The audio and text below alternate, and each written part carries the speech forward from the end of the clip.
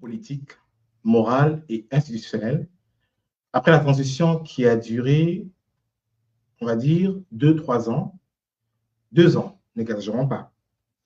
Certaines voix aujourd'hui comptent pour plus que d'autres, à l'instar de celle de M. Alain-Claude Bilibinze, qui a été ministre délégué, qui a été député, ministre d'État, ancien Premier ministre sous l'ère Ali Bongo Ondimba, aujourd'hui président de parti au Gabon.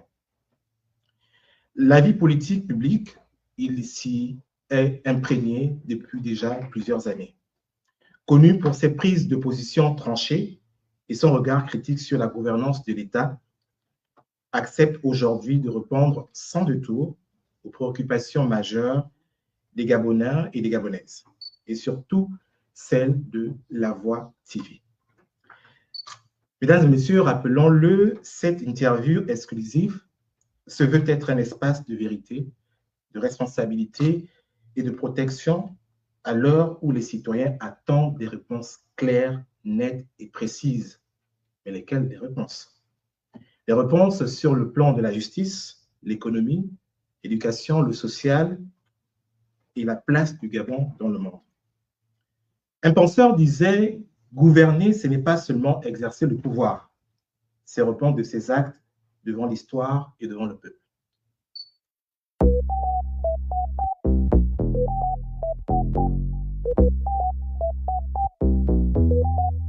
No way.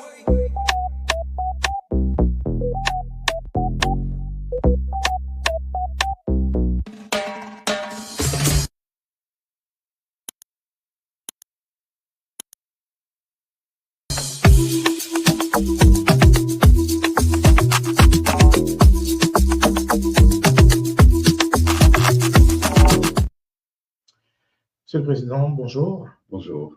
Merci d'avoir accepté l'invitation de La Voix TV. Merci de m'avoir invité. Alors, de passage à Paris pour un voyage, un repos? Pour des activités en lien avec le parti Ensemble pour le Gabon. Les Gabonais qui vivent en France et je dirais en Europe ont souhaité que pour la deuxième fois, je vienne leur rendre visite pour échanger, discuter. Parce qu'un parti politique, c'est plusieurs choses. C'est bien sûr un projet collectif, mais dans ce projet collectif, il faut tenir compte des sensibilités, des expériences. Nous avons la chance d'avoir aujourd'hui une diaspora qui s'est installée, qui travaille en Europe, qui a des compétences. Et lorsqu'on conçoit un projet, il est utile d'être à l'écoute. Parce que le Gabon de demain sera différent du Gabon d'hier. Il le sera de par la force de ses habitants, de par le projet que nous portons, mais aussi son ouverture au monde. Or, cette ouverture, elle est d'abord caractérisée, manifeste dans les Gabonais qui portent leur pays partout où ils sont et qui prennent de ce qu'ils ont comme expérience ailleurs pour bâtir un Gabon différent. Je suis donc en France sur l'invitation de PPG Diaspora pour m'entretenir avec eux, passer du temps avec eux, mais aussi pour continuer à affiner notre projet parce que nous avons l'ambition de gouverner notre pays et de le gouverner pour le bien de tous. Ambition de gouverner notre pays et gouverner pour le bien de tous. Quels sont vos mots? Il y a, depuis un temps maintenant, vous faites plusieurs podcasts, si on peut les définir comme ça, et vous dites le peuple n'y croit plus. Mais est-ce qu'avant le coup d'État, avant 2023, au fond, le peuple y croyait? Il y a, et vous faites bien de poser cette question. Moi, j'ai un parcours politique qui est clair, qui est transparent. J'ai démarré ma vie politique dans l'opposition à Omar Bongo, une opposition frontale qui m'a d'ailleurs coûté et je l'ai assumée. Progressivement, le parti au sein duquel je militais, le RNB, devenu RPG, a intégré la majorité. C'est dans ce cadre-là que moi-même, j'ai intégré la majorité et je suis devenu ministre délégué sur Omar Bongo. Ensuite, député et Swali Bongo, porte-parole. Je ne rentre au gouvernement Swali Bongo qu'en septembre 2015. Le peuple gabonais a cru au changement. Il aspirait au changement dès 1990. En 1993, et je le raconte dans les différents podcasts, ce peuple gabonais a massivement voté contre Mabou. Les institutions gabonaises, la communauté internationale, le soutien des amis de Omar Bongo et à l'intérieur du pays, tout ceci a maintenu Omar Bongo au pouvoir. Quand je dis aujourd'hui le peuple n'y croit plus, pour faire court, le coup d'État a suscité au Gabon un vent d'espoir. Les Gabonais, dans leur grande majorité, se sont dit qu'enfin, les choses vont changer. Enfin, on n'aura plus un Bongo à la tête du pays. Parce que ça faisait 56 ans qu'il y avait à la tête du Gabon un Bongo. Et donc, est né un vent d'espoir. Et cet espoir est aujourd'hui déçu. Si un mot devait caractériser la situation du Gabon aujourd'hui, c'est la déception. Et lorsque je dis le peuple n'y croit plus, en réalité, aujourd'hui, le peuple n'en peut plus. Il n'en peut plus de constater que les promesses de la transition sont devenues des trahisons. Des trahisons de la parole donnée, des trahisons des engagements pris, des trahisons des changements annoncés qui ne sont jamais venus, et de constater au quotidien que ce sont les mêmes personnes qui étaient là hier, qui sont aux responsabilités, ce sont les mêmes méthodes, et parfois pire. Et là, le peuple n'y croit plus. Et le peuple n'en peut plus. Alors, vous parlez de déception, mais laquelle déception lorsqu'on sait qu'au regard des vidéos, justement, qui ont été mises sur la place publique concernant la question du coup d'État, il y a plusieurs Gabonais qui ont plébiscité justement ce coup d'État.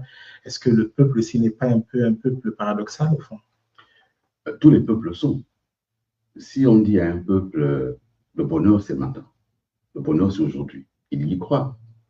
Mais il y croit d'abord parce que le peuple a ceci de particulier qu'il oublie vite. Une fois qu'on lui a dit, aujourd'hui tu es malheureux, c'est la faute à un tel, il adopte cela. Il attend de celui qui le lui a dit que sa situation s'améliore. Et puis une année entière passe. Et puis 2 années entières passent. On est vers la 3e année que constate le peuple. Qu'il y a tout pour les dirigeants et rien pour lui. La même paupérisation, la vie chère, le manque d'emploi, le chômage, le manque d'électricité, le manque d'eau, donc tout ce qui hier faisait partie des mots que dénonçait le peuple gabonais et pour lesquels on lui a dit nous avons la solution. Le peuple constate que la solution n'est pas. Et sur la question globale de la gouvernance, les mêmes élites, les mêmes pratiques, les mêmes méthodes et l'absence de priorité. Le principal dirigeant du pays, quand il arrive aux responsabilités, vous vous rendez compte, l'une des toutes premières décisions qu'il prend, c'est de modifier la loi afin de pouvoir épouser une seconde épouse, une seconde femme. Est-ce que ça faisait partie des priorités, ça? Modifier la loi de l'État pour pouvoir se marier. C'est un indicateur du sens des priorités et on se dit, bon, finalement, ces priorités sont ailleurs. Vous pensez qu'il y a eu des décès, enfin, quelque chose de caché derrière cette modification de la loi dont vous faites mention? C'était pour qu'il se marie et il s'est marié. Mais encore que la question sur le mariage relève du privé, Monsieur le Président. Non, le mariage ne peut pas relever du privé dans la mesure où on change toute une loi du pays. La loi n'est pas du domaine du privé. Moi, je ne me mêle pas de sa vie privée. Mais dès l'instant où on change la loi de l'État, ça devient une question publique. C'est une loi qui est applicable à l'ensemble des citoyens gabonais ou c'est une loi qui avait été prise et qui était applicable aux militaires. Les militaires au Gabon ne pouvaient être mariés qu'à une seule épouse ou à un seul conjoint, puisqu'il y a aussi des femmes qui sont dans l'armée, ne peuvent être mariées qu'à une seule épouse. Le général prend le pouvoir et la première loi qu'il modifie dans le pays, c'est celle-là. Il n'a pas modifié une loi pour augmenter les salaires, il n'a pas modifié une loi pour freiner l'inflation, il n'a pas modifié une loi pour créer les emplois, il a modifié la loi pour se marier. La question de la vie privée, ça ne nous intéresse pas, mais c'est donner le sens des priorités. La première décision que prend la transition, c'est celle-là. Et ça a donné le ton de ce qu'allait devenir cette gouvernance, qui est une gouvernance que je qualifie de copain, de coquin, de consanguin.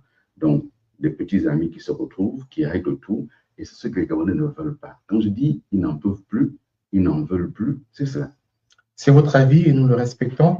Au fond, la transition est là, le coup d'État arrive, même si d'aucuns l'appellent le coup de libération. fondamentalement, M. Alain-Claude Bilibidé est effacé de la scène politique. Qu'est-ce qui le justifie? Bon, d'abord, voyez-vous cette question de coup d'État, quelle est la date exacte? Dites-nous. On dit le coup d'État, c'est le 30 août, et on nous dit que le coup d'État est consécutif à la proclamation des résultats électoraux jugés peu crédibles et tronqués. Mais le procès qui est arrivé là en 2025, ce procès qu'on a suivi en direct à la télévision, on va y arriver. Qu'on a suivi en direct à la télévision, on se rend compte qu'en fait, le coup d'État a démarré le 29 août, avant la proclamation des résultats. Que les responsables de la présidence, certains amis et collaborateurs d'Ali Bongo et des membres de sa famille avaient déjà été arrêtés avant 20 heures. Les résultats sont proclamés officiellement à 3 heures du matin. Et donc, le coup d'État, c'est le 29, c'est pas le 30. Vous voyez que même sur un sujet de cette nature, on est sur la réécriture de l'histoire parce qu'on veut imposer un narratif. Il n'y a pas eu de libération. Il y a eu plus de pouvoir par un groupe de militaires. Et à ce jour, j'ai toujours demandé qu'on nous dise quels ont été les vrais résultats des élections. Puisqu'on dit qu'Ali Bongo n'a pas gagné, qu'il a donc triché, mais quels ont été les vrais résultats? Qu'est-ce qui empêche qu'à ce jour, on nous donne les résultats des élections de 2023? Alors, juste parce que vous avez donné un argument qui nous amène à poser une question. On nous dit qu'Ali Bongo n'a pas gagné. Mais vous dites quoi? Moi, on regarde les résultats. Mais je n'ai pas eu les résultats. D'accord. Je n'ai pas été organisateur et je n'ai pas eu les résultats. Mais ceux qui organisaient les élections, le CGE, la loi gabonaise disait que celui qui triche les élections est passible de poursuites judiciaires. Vous observerez que personne du CGE n'a répondu de ces actes citant et qu'ils ont triché les élections. Donc, il y a un vrai problème. Ce coup d'État, il est né des mensonges. Et parce qu'il est né des mensonges, il prospère sur le mensonge et on a du mal en réalité aujourd'hui à savoir qu'est-ce qui s'est passé. Et si on ne sait pas ce qui s'est passé, ça va être difficile d'envisager l'avenir de manière sereine. Moi, j'interpelle encore une fois les autorités gabonaises à dire la vérité. Les faits sont là, on ne va pas repartir en arrière, mais pour l'histoire, qu'on sache ce qui s'est passé. Quels ont été les suffrages? Quels ont été les résultats, région par région, en France, pour la diaspora, aux États-Unis, au Gabon? C'était quoi les résultats? Si on les a, on a un problème.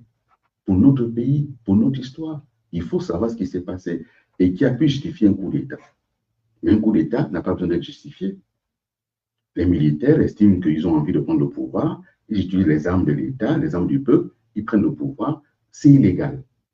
Parce qu'ils savent que c'est illégal, c'est pour ça qu'ils ont tenté de justifier par quelque chose jusqu'à présent. Aucun journaliste, aucun observateur indépendant ne peut vous dire quels ont été les résultats. Donc, ce mensonge est un problème. Alors, brièvement, peut-être pour revenir sur cette question, le 29 au 30 août 2023, vous êtes où? Le 29 au 30 août 2023, je suis chez moi à Libreville, dans ma résidence. Vous êtes au fait de ce coup d'État? Vous êtes informé? Pas du tout? Non. L'opinion vous regarde, monsieur. Mais je ne suis pas informé du coup d'État. Moi, j'apprends le coup d'État à la télévision comme tout le monde. Moi, je n'étais pas organisateur des élections. Et lorsque s'est terminé le scrutin, j'avais voté à Makoko. Je rentre à Libreville le 28 et j'organise des réunions au niveau du gouvernement parce que pour l'histoire, en tant que chef du gouvernement, il me revenait à moi de prendre l'arrêté de réquisition des forces pour sécuriser le pays, pour sécuriser le scrutin. Donc, vous avez des informations? Avant.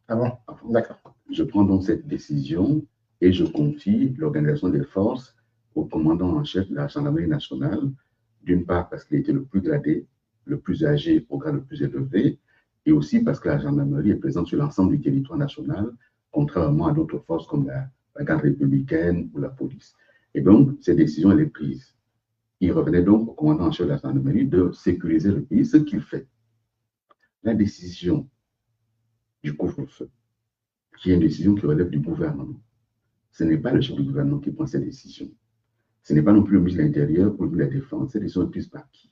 Jusqu'à ce jour, personne ne répond.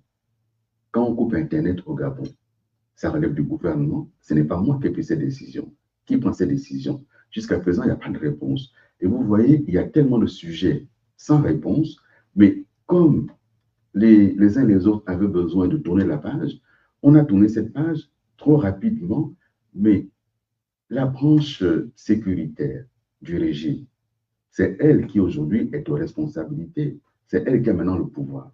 Et là, on voit bien que les méthodes qu'on décriait hier sur Ali Bongo sont là de retour. On emprisonne les uns les autres, on empêche les journalistes de faire leur travail, on met les syndicalistes en prison, mais qui le fait aujourd'hui? Alors, au regard de ce que vous dites, c'est le gouvernement qui coupe Internet, qui coupe le courant. C'est pas ce que je dis. Non, vous avez dit c'est qui coupe Internet. Je dis qu'en tant que chef du gouvernement, oui, je découvre qu'Internet est coupé. D'accord. Qui a pris ces décisions, ce n'est pas le gouvernement. Mais au regard des sources, on suppose qu'à date, vous avez peut-être des informations.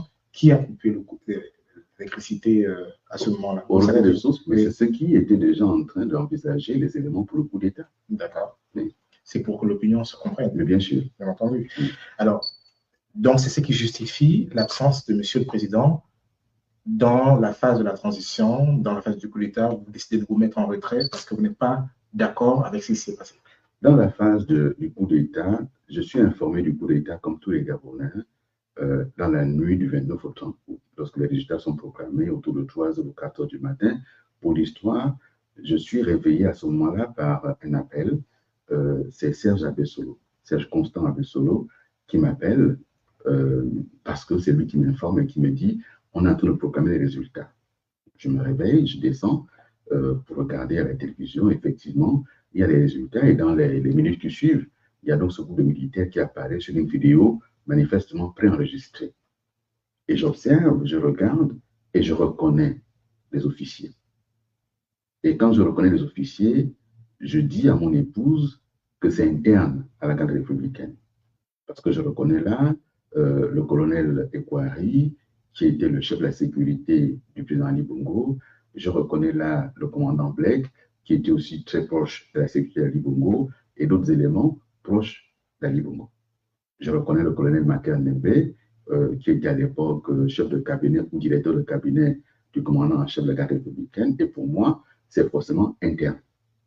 Il ne peut pas y avoir eu d'affrontement, parce que là, c'est la garde républicaine que je reconnais sur cette vidéo. Et à 6 heures du matin, j'ai l'appel d'un ambassadeur qui me demande, voilà, il y a un coup d'État, qu'est-ce que vous en pensez, qu'est-ce que vous allez faire? Ah ouais. Je lui dis, mais écoutez, à cette heure-ci, je n'ai pas encore plus jeune de président, je n'ai plus jeune aucune institution, on se reparle dans la journée.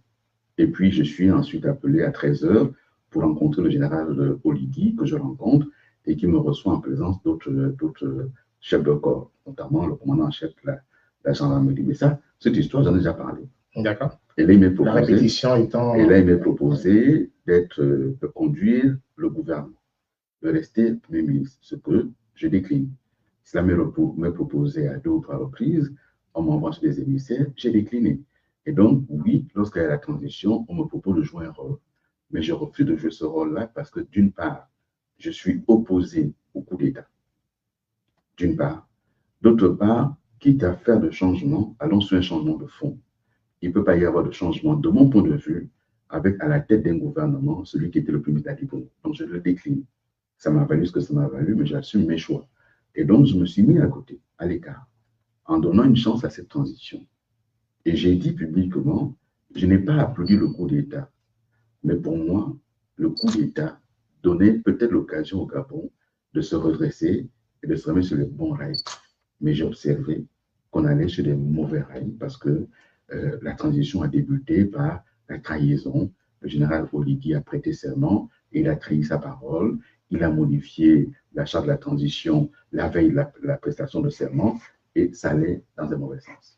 J'ai observé, c'est ce que vous dites, et dans cette observation, vous décidez de vous lancer dans la course à la présidentielle, sachant que les Gabonais, au regard de ce qui s'est passé avant le coup d'État, ont une certaine dent vis-à-vis de vous, vis-à-vis du gouvernement auquel vous avez appartenu. Ils disent que le message est bon, mais le messager n'est pas bon. Vous savez, cette image du message et du messager, le messager porte le message de quelqu'un. J'ai été le messager de Paul Mbabessol dans une période de ma vie. J'ai été le messager d'Ali Bongo dans une longue et récente période. Aujourd'hui, je porte mon propre message. Je suis mon propre messager. Et si le message est bon, c'est que celui qui l'a conçu est tout aussi bon. Et donc, donnons aux Gabonais le temps d'analyser, le temps aussi peut-être de mieux comprendre ce qui s'est passé, le temps aussi, pour ce qui me concerne, de convaincre les Gabonais de ce que oui, hier, j'ai été dans un camp. On a fait de bonnes choses, on en a fait de mauvaises, et vous avez certainement les raisons objectives de me reprocher certaines positions. Mais donnons-nous le temps. Et ce temps-là permet à la fois d'affiner le regard que les uns et les autres ont sur la situation, permet d'affiner moi-même ma position à l'égard des Gabonais. Et je me suis lancé dans cette course à la présidentielle, dans ce contexte que vous décrivez, mais pour quelles raisons? D'abord, avant la présidentielle, il y a eu une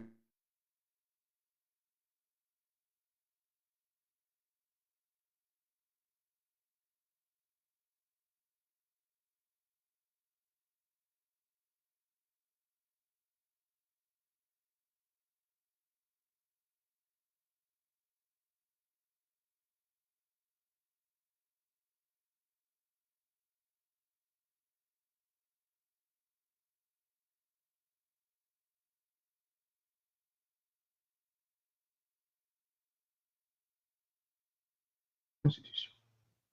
Et je me suis présenté à l'élection présidentielle. D'abord parce que cette constitution excluait un certain nombre de compatriotes sur des bases discriminatoires, sur l'âge, sur le mariage, sur l'origine. Tout ceci n'était pas acceptable. Une campagne électorale, vous le savez quand même, c'est une occasion exceptionnelle pour passer un message. C'est une occasion où on a toutes les caméras qui sont sur vous. C'est une occasion où on a des heures entières à la télévision nationale, ce qu'on ne peut pas avoir en dehors de cette campagne électorale.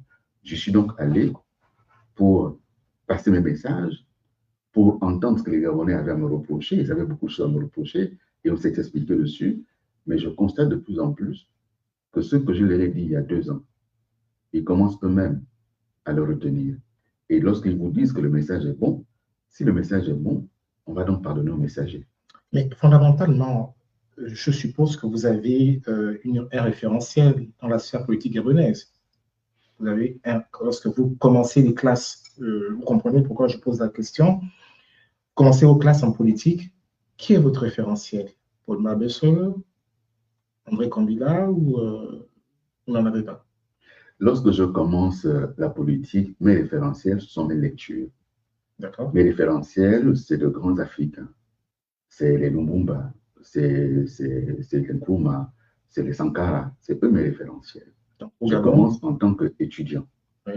Et en tant qu'étudiant, il y a cette conférence nationale qui a marqué le Gabon.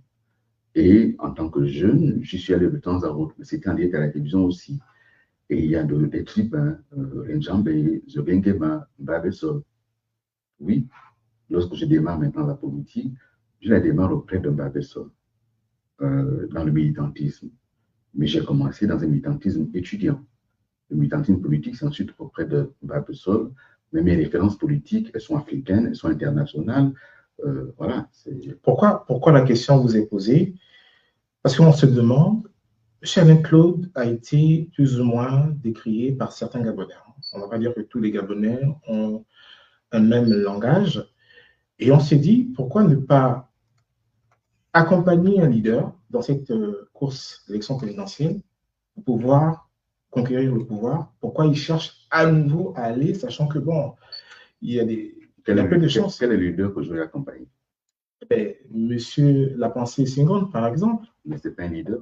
C'est une personne qui s'est fait connaître à travers la sphère politique gabonaise. Ce n'est pas un leader. Donc, si vous me dites pour vous, c'est quoi un leader? Un leader, c'est quelqu'un qui a déjà un parcours, qui a une historique, qui a des références. Monsieur La Pensée Senghor arrive sur la place politique à la faveur de cette élection. Donc, il n'a aucun passé pour lequel j'aurais pu me dire, tiens, il y a un passé ici, on y va ensemble. Je découvre qu'il est candidat dans la même période où je suis déjà moi-même engagé à être candidat. Ça, c'est une première chose. La seconde chose, lorsque vous dites, M. Billy Bizet décrié, en prenant même en compte les 3% qu'on attribue, c'est plus de 23 000 voix. Dans le contexte que vous décrivez, il y a quand même 23 000 personnes qui m'ont accordé leur suffrage. Ils ont accepté, eux, de comptabiliser. Mais le temps a fait que les gens ont commencé à parler. Maintenant, on sait que dans plusieurs localités du pays, mes voix ont été supprimées. Elles ont été switchées simplement. Les 4% qui se baladaient, c'est moi qui fais remarquer à l'État gabonais que dans la collation des suffrages, il manquait 4%. Ces 4%, on les attribue automatiquement au candidat Oligui. C'est extraordinaire qu'on ait pu dire que les 4% qui manquaient sont allés à un seul candidat. Et donc, cette élection, je n'ai pas voulu la contester parce que personne n'aurait entendu. Mais lorsque récemment, le discours du 31 décembre 2025, le général Oligui, devenu président de la République, reconnaît que le fichier électoral était mauvais, que les élections ont été mal organisées. Donc, on peut remonter à la présidentielle qui a été mal organisée également, mais là n'est pas le sujet. Les Gabonais avaient des choses à me reprocher. Je n'ai pas dirigé le Gabon. Je n'ai pas été président de la République au Gabon. J'ai été ministre comme des dizaines d'autres Gabonais l'ont été en même temps que moi. J'ai été porte-parole jusqu'en 2018. À partir de mai 2018, je n'ai plus occupé la fonction de porte-parole, sauf pendant un mois lorsque j'ai été vice-ministre. Où ça a duré un mois. Je pense même pas avoir pas fait 2 ou 3 interventions en tant que porte-parole. Et j'ai passé 7 à 8 mois comme Premier ministre.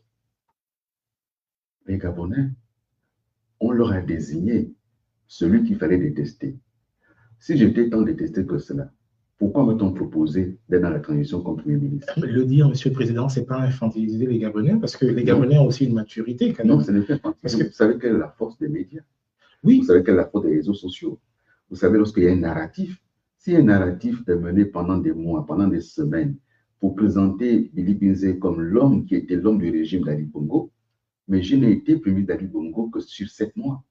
Mais ceux qui ont été les premiers d'Ali Bongo pendant 2 ans, pendant 3 ans, pourquoi est-ce qu'ils n'ont pas été, eux, mis en avant? Parce que eux se sont alignés. Moi, j'ai refusé de m'aligner. Et parce que j'ai refusé de m'aligner, il y a un travail qui a été fait. Je n'ai pas dit que les Gabonais m'auraient plébiscité.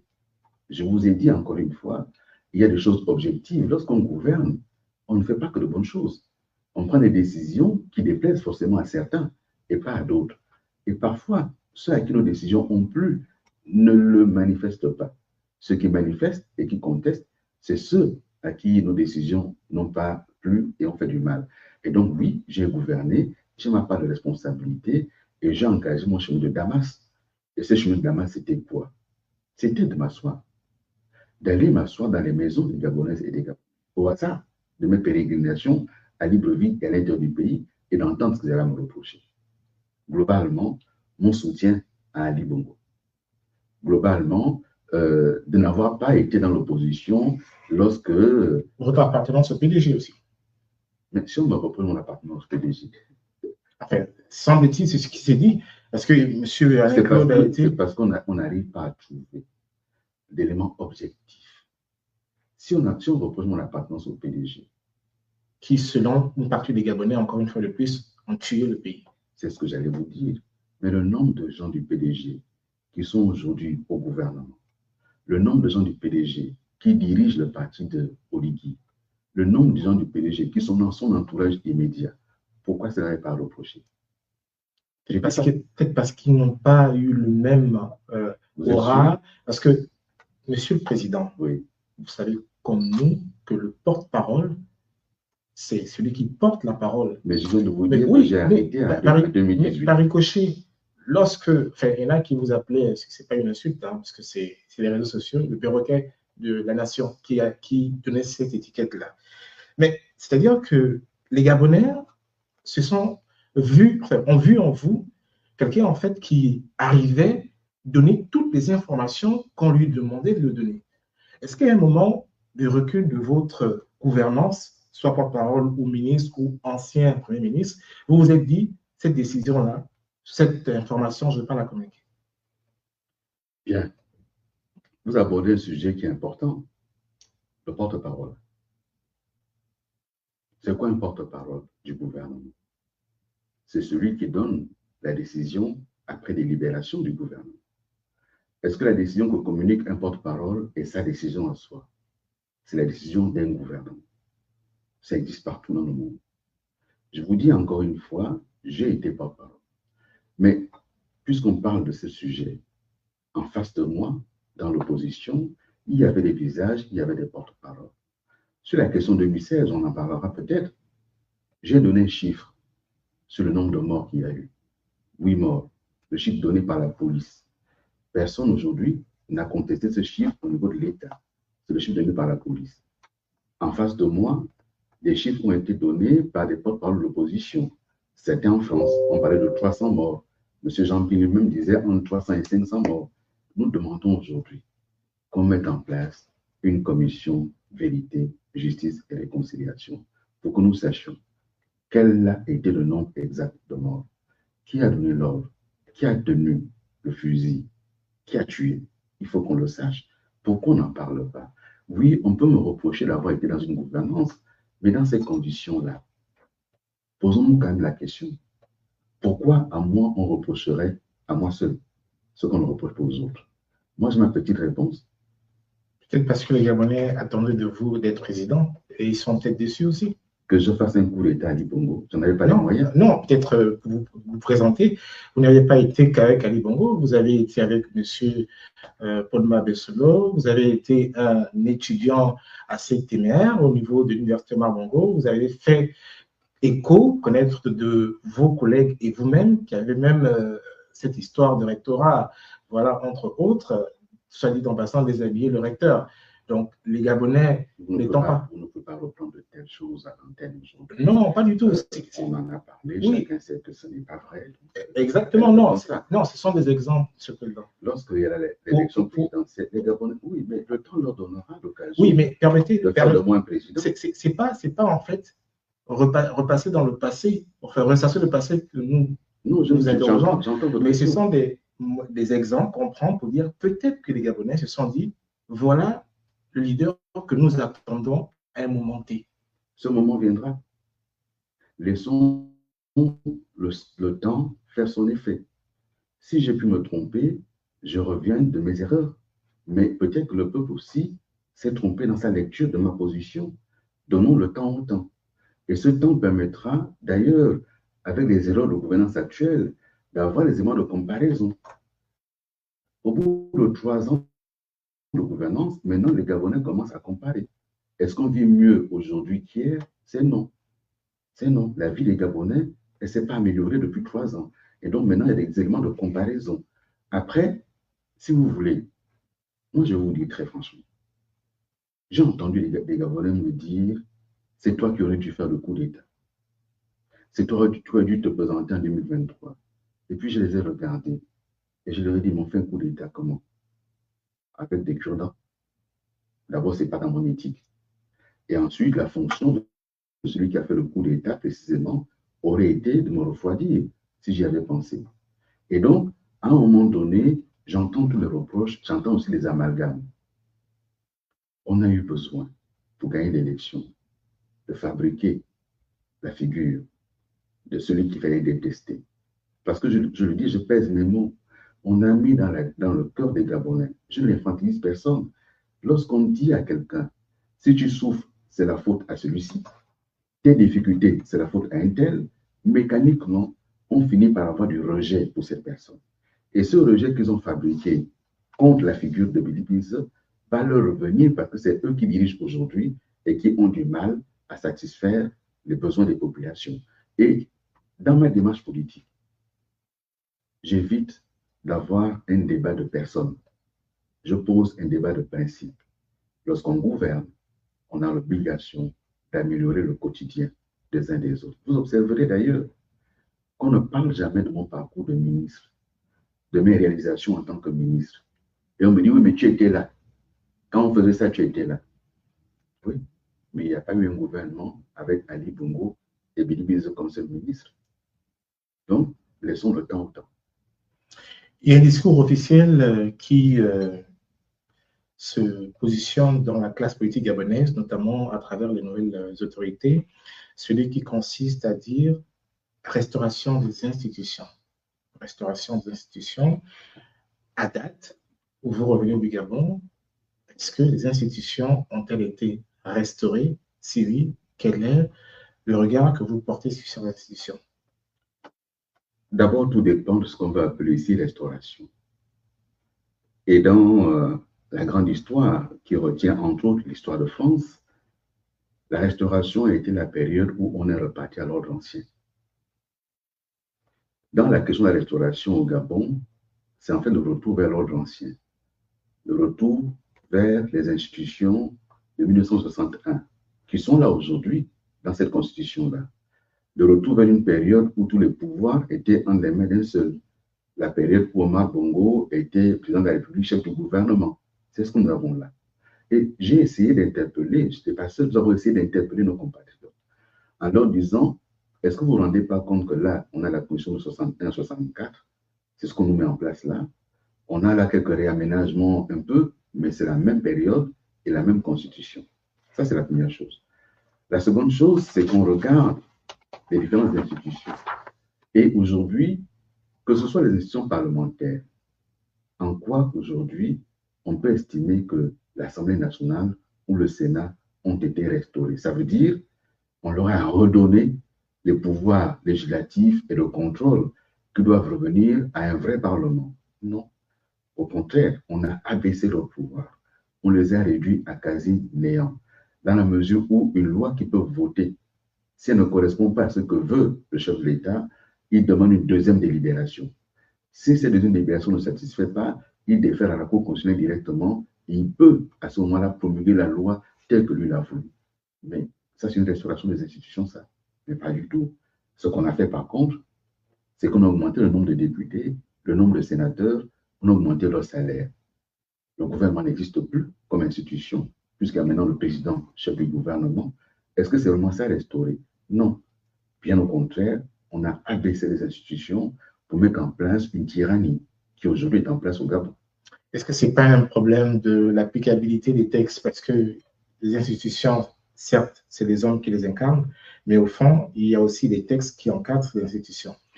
Aucun texte n'a été revu à date. Peut-être que récemment, peut-être prochainement, on reverra la loi sur l'Assemblée nationale, la loi organique, mais telle qu'elle fonctionne aujourd'hui, je suis désolé, il n'y a aucune restauration.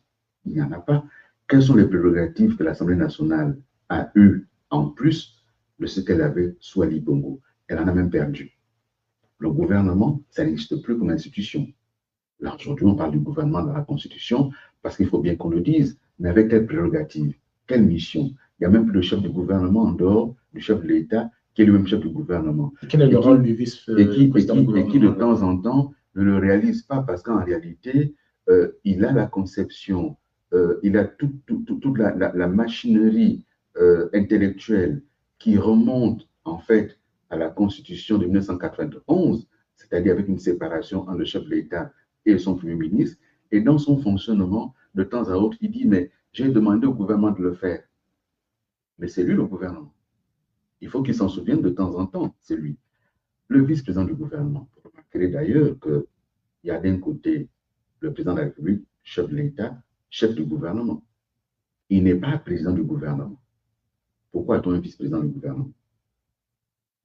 C'est la Constitution. Voilà. Et donc, quand il y a beaucoup de vices, on oublie les vertus, on retient les vices. Soit, qu'est-ce que vous pensez au regard de tout ce qu'on dit depuis tout à l'heure, de l'effectivité de la transition? Est-ce que, selon vous, elle a suffi à préparer le pays Gabon, ou bien l'état de droit, un véritable état de droit, ou elle a simplement cherché à stabiliser un pouvoir? Moi, je vais vous dire ce que je pense. Mais ce n'est pas un scoop, parce que je l'ai déjà dit. Je pense que ce qu'on appelle le système, ça veut dire ces visages qu'on ne voit pas, ces hommes et ces femmes qu'on ne connaît pas, mais qui tiennent la réalité d'un pouvoir. Je pense que ce coup d'État a été organisé par le système. C'est qui le système? Qui n'était pas prêt à perdre le pouvoir et qui a donc par ce coup d'État conservé le pouvoir. Et on a fait croire aux Gabonais qu'il allait y avoir un changement. On a trompé les Gabonais et ils s'en rendent bien compte. Lorsque vous dites est-ce que la transition a préparé le Gabon, la transition a préparé l'installation au pouvoir du putschiste en chef. La transition a été l'élément qui a organisé la conservation du pouvoir entre les mains de la même élite, entre les mains des mêmes copains, aucun consanguin. La haute administration est restée la même. Un régime, ce n'est pas que le gouvernement, c'est aussi la haute administration, c'est aussi l'armée. Les commandants en chef sont quasiment restés les mêmes. J'évoquais l'autre jour, les autorités déconcentrées, les gouverneurs de province sont restés les mêmes. Je reprends la province du Haut-Ogooué. Moi, je n'ai rien contre le gouverneur actuel. C'est même quelqu'un que je connais bien. Mais il a été dit qu'au niveau du Haut-Ogooué, les élections en 2009 ont été mal organisées. En 2016, les résultats interrogeaient. En 2023, pareil. Comment on laisse en place des autorités qui auraient ainsi mal organisé notre pays? Et donc, la transition a été une trahison. Et c'est une longue trahison qui se poursuit. On a trahi l'espoir du peuple, on a trahi la nation et on continue à trahir les Gabonais. Et il faut donc à un moment donné qu'on passe de cette transition militaire, parce que moi je considère aujourd'hui que la transition n'est pas finie. On est passé de la transition militaire à mener une transition civile, en attendant la vraie constitution et de vraies élections. Qu'est-ce qui caractérise la fin d'une transition, selon vous? D'abord, le respect des engagements pris. Lorsqu'on dit on va restaurer les institutions, on aurait d'abord dû commencer par poser le diagnostic institution par institution, institution parlementaire, qu'est-ce qui a dysfonctionné et comment on règle ces dysfonctionnements. Ce diagnostic n'a jamais été posé, ni pour le Parlement, ni pour le gouvernement, ni pour l'administration, ni pour l'économie, ni pour quoi que ce soit. C'est pour cela qu'aujourd'hui, avec EPG, nous disons qu'il faut les États généraux de la nation. Parce qu'il faut que notre nation s'interroge sur ces différents segments, la diplomatie, la sécurité, l'environnement, le numérique, l'éducation. Quels sont aujourd'hui les éléments constitutifs de cette nation pour les 50 prochaines années? Cette question, on ne se l'est jamais posée. Et donc, les 2 années de transition, ça a été 2 années pour permettre aux putschistes de se conforter et de passer par l'élection qui était un blanchiment du coup d'État, puisqu'on sort des élections avec la même organisation. Au-delà de ce que vous définissez à travers les États généraux que vous proposez justement pour la nation Gabon, est-ce que nous ne sommes pas là dans un dialogue bis? Parce que qu'est-ce qui pourrait permettre à date des États généraux de la nation Gabon? Est-ce que vous en avez parlé au président en exercice? D'abord parce que, il ne s'agit pas d'un dialogue bis. Il ne s'agit pas de réunir la classe politique, majorité, opposition, pour discuter de je ne sais pas trop quoi. Il s'agit pour une fois de faire un premier constat qui est simple. 65 ans après l'indépendance, notre pays a gardé la même structure économique. Exportation brute des matières premières. On parle depuis Ali Bongo de transformation, qui avait commencé avec Omar Bongo pour ce qui est du bois, parce qu'on oublie souvent de le dire. Omar Bongo avait commencé la transformation du bois avec le contreplaqué à Port-Gentil notamment, la transformation du pétrole avec la Sogara qui raffinait le pétrole. Donc ça a commencé. Mais ça n'a pas été suffisamment loin pour permettre aujourd'hui d'avoir une économie diversifiée. Nous avons donc 3 matières principales d'exportation, le pétrole, le manganèse et le bois. Comment sortir des indépendances? Sur la question de l'éducation, notre système éducatif, il est fait pour façonner quoi comme pays? Est-ce que c'est plus l'administratif? Est-ce que c'est l'économie? Est-ce que c'est... Voilà, donc il faut se poser des questions. Notre administration, est-ce qu'elle est tournée vers le développement? Nous avons une administration du territoire. On administre le territoire. On a besoin de développer nos territoires. Le village, c'est quoi au Gabon? Quel est le rôle du village? C'est quoi le canton? Quel est son rôle? C'est quoi la province? Toutes ces questions-là, il faut qu'on se les pose dans le cas des États généraux de la nation. Et une autre question fondamentale, l'ethnie. Le Gabon est multiethnique. Mais quel est au Gabon le texte qui fixe les ethnies du Gabon? Qui les compte, qui les fixe et qui détermine le rapport de l'État à la question de l'ethnie. L'ethnie, on ne l'a pas choisie, mais c'est notre véhicule identitaire. Nous avons une langue officielle de communication, qui est le français, et nous avons des langues pratiquées au Gabon, qui n'ont aucun statut dans l'État gabonais. Est-ce que ce sont des langues véhiculaires dans certains bassins? On n'en sait rien. Comment on fait pour les préserver, pour les transmettre? Ce n'est pas fixé. Tous ces sujets-là sont importants pour notre pays. Et ensuite, les enjeux sur l'environnement et le numérique. Ce n'est pas à vous que je vais dire l'importance du numérique aujourd'hui. Est-ce que ça sera demain? Qui en parle? Comment est-ce qu'aujourd'hui on fait pour que le Gabon soit préparé à ce qui va se passer et à ce qui est déjà en train de se passer? Donc, ce sont des sujets importants qui ne sont pas des sujets entre des acteurs politiques, mais qui sont des sujets qui feront que les jeunes, les actifs, les professionnels se mobilisent pour penser le Gabon des 50 prochaines années. De ce qui se fait actuellement, vous ne retrouvez pas du tout ce que vous proposez à travers le gouvernement Oligui Nguema, le chef du gouvernement. Ce qui se fait actuellement, vous ne retrouvez nullement ce que vous proposez. Vous savez, quand le chef de l'État, alors que les syndicats de l'éducation sont en grève depuis plus d'1 mois, qu'il reçoit à la présidence, nuitamment, jusqu'à 4 heures du matin, des représentants des enseignants, sans associer à ces discussions les techniciens des ministères de l'Éducation nationale, de la fonction publique du budget, sans associer les ministres concernés, on est dans quoi? Est-ce qu'on est dans le respect des institutions? Est-ce qu'on est dans le respect de l'administration, de la démocratie? On est dans quoi? C'est quelle gouvernance ça? Et donc, moi, ce que j'observe, c'est qu'on bricole. On bricole les institutions. On bricole la gestion de l'État. On bricole le budget. Il faut arrêter de bricoler.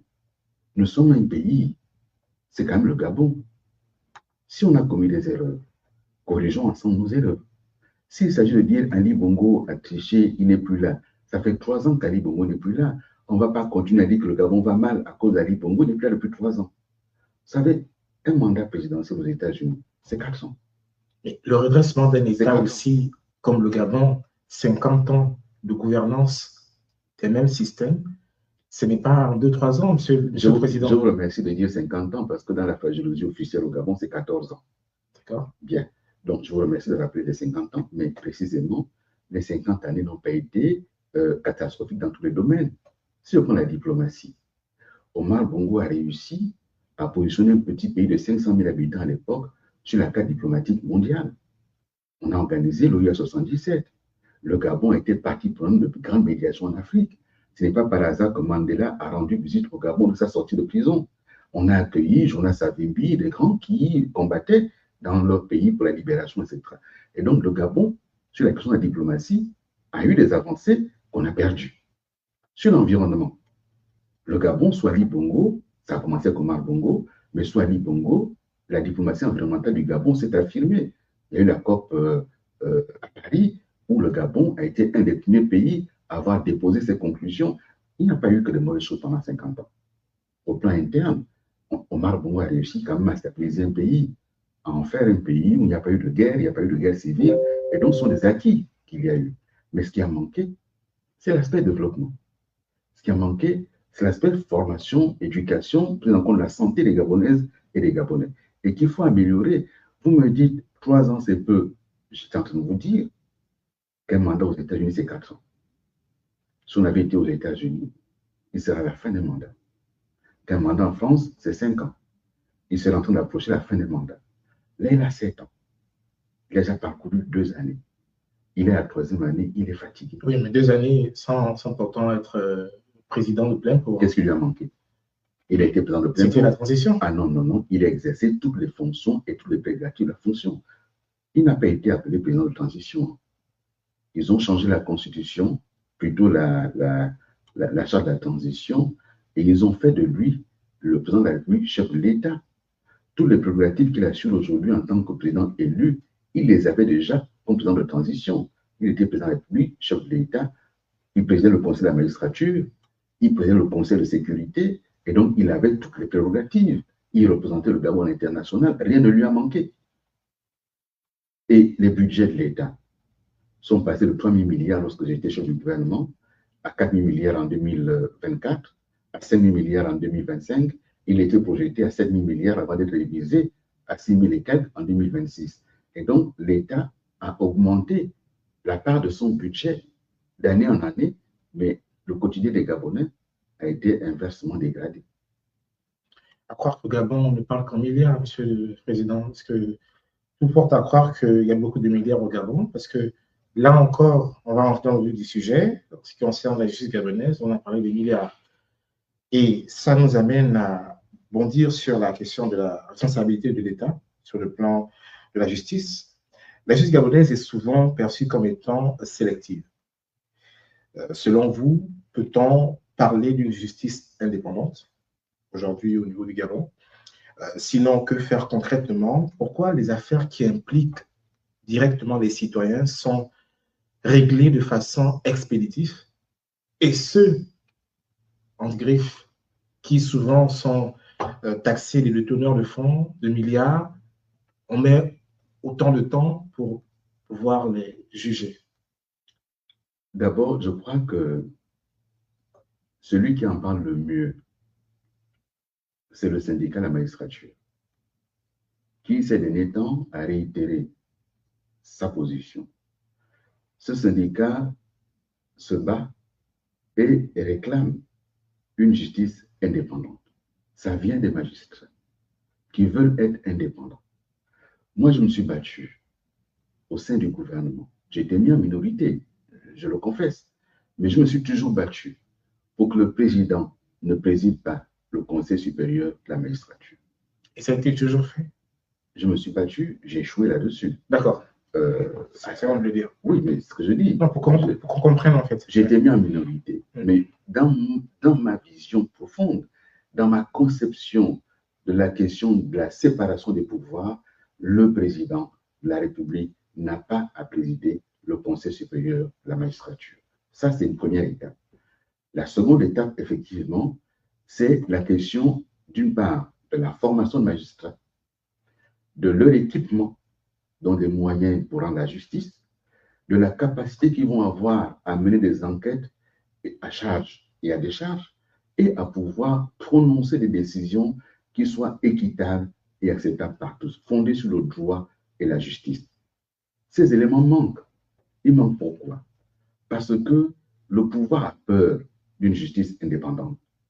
Le pouvoir instrumentalise la justice pour embastiller ses opposants, pour mettre en prison les activistes. Là, on a un jeune activiste, Bob Mengom, qui est en prison, qui est malade, qui est souffrant, mais qu'on garde en prison pour des raisons que seul le pouvoir sait. Ce n'est pas une menace, ce monsieur. Il parle, il s'exprime, il dénonce, mais il n'a pas d'armes. Il ne va pas renverser un régime, mais il s'exprime. Aujourd'hui, alors qu'au début de la transition, tout le monde a applaudi la liberté retrouvée, les activistes sont pourchassés. Donc, pour revenir à la justice, elle est instrumentalisée. Il y a la justice des grands, où les gens se protègent, et puis celle des petits. Il y a la justice, on oriente le doigt de la justice vers tel plutôt que vers tel. Les amis ne sont jamais lâchés, les parents ne sont pas lâchés, mais dès qu'on devient inquiétant pour le pouvoir, c'est la justice qu'on appelle.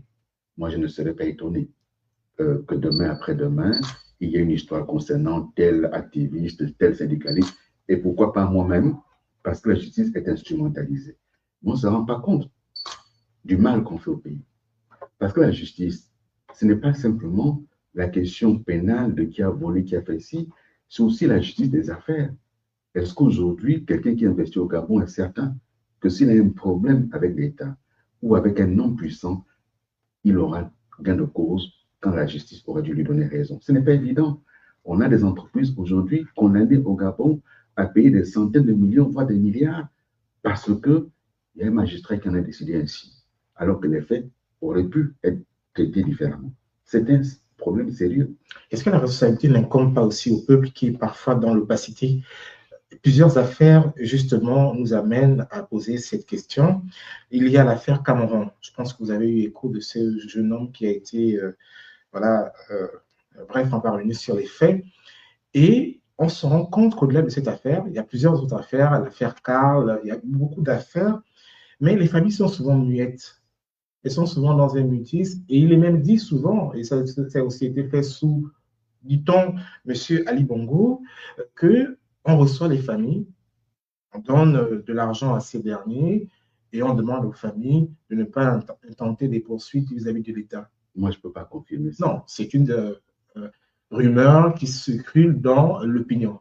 Je ne peux pas le confirmer. Ce que je peux confirmer, par contre, c'est que l'opinion ne croit pas à l'indépendance de la justice. Je peux confirmer. Je peux confirmer que la justice, ce n'est pas que les magistrats. Le système judiciaire, c'est aussi ceux qui sont en charge de mener des enquêtes. Et qu'ils n'ont pas forcément la bonne formation. Ils n'ont pas forcément les moyens.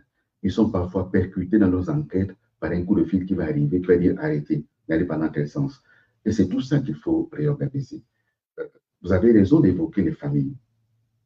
Cela interpelle parce que lorsqu'à un moment donné, il y a un sujet qui arrive sur la place publique, vous avez évoqué le récent sujet de l'enfant qui a été retrouvé manifestement assassiné. Je ne connais pas la famille de cet enfant.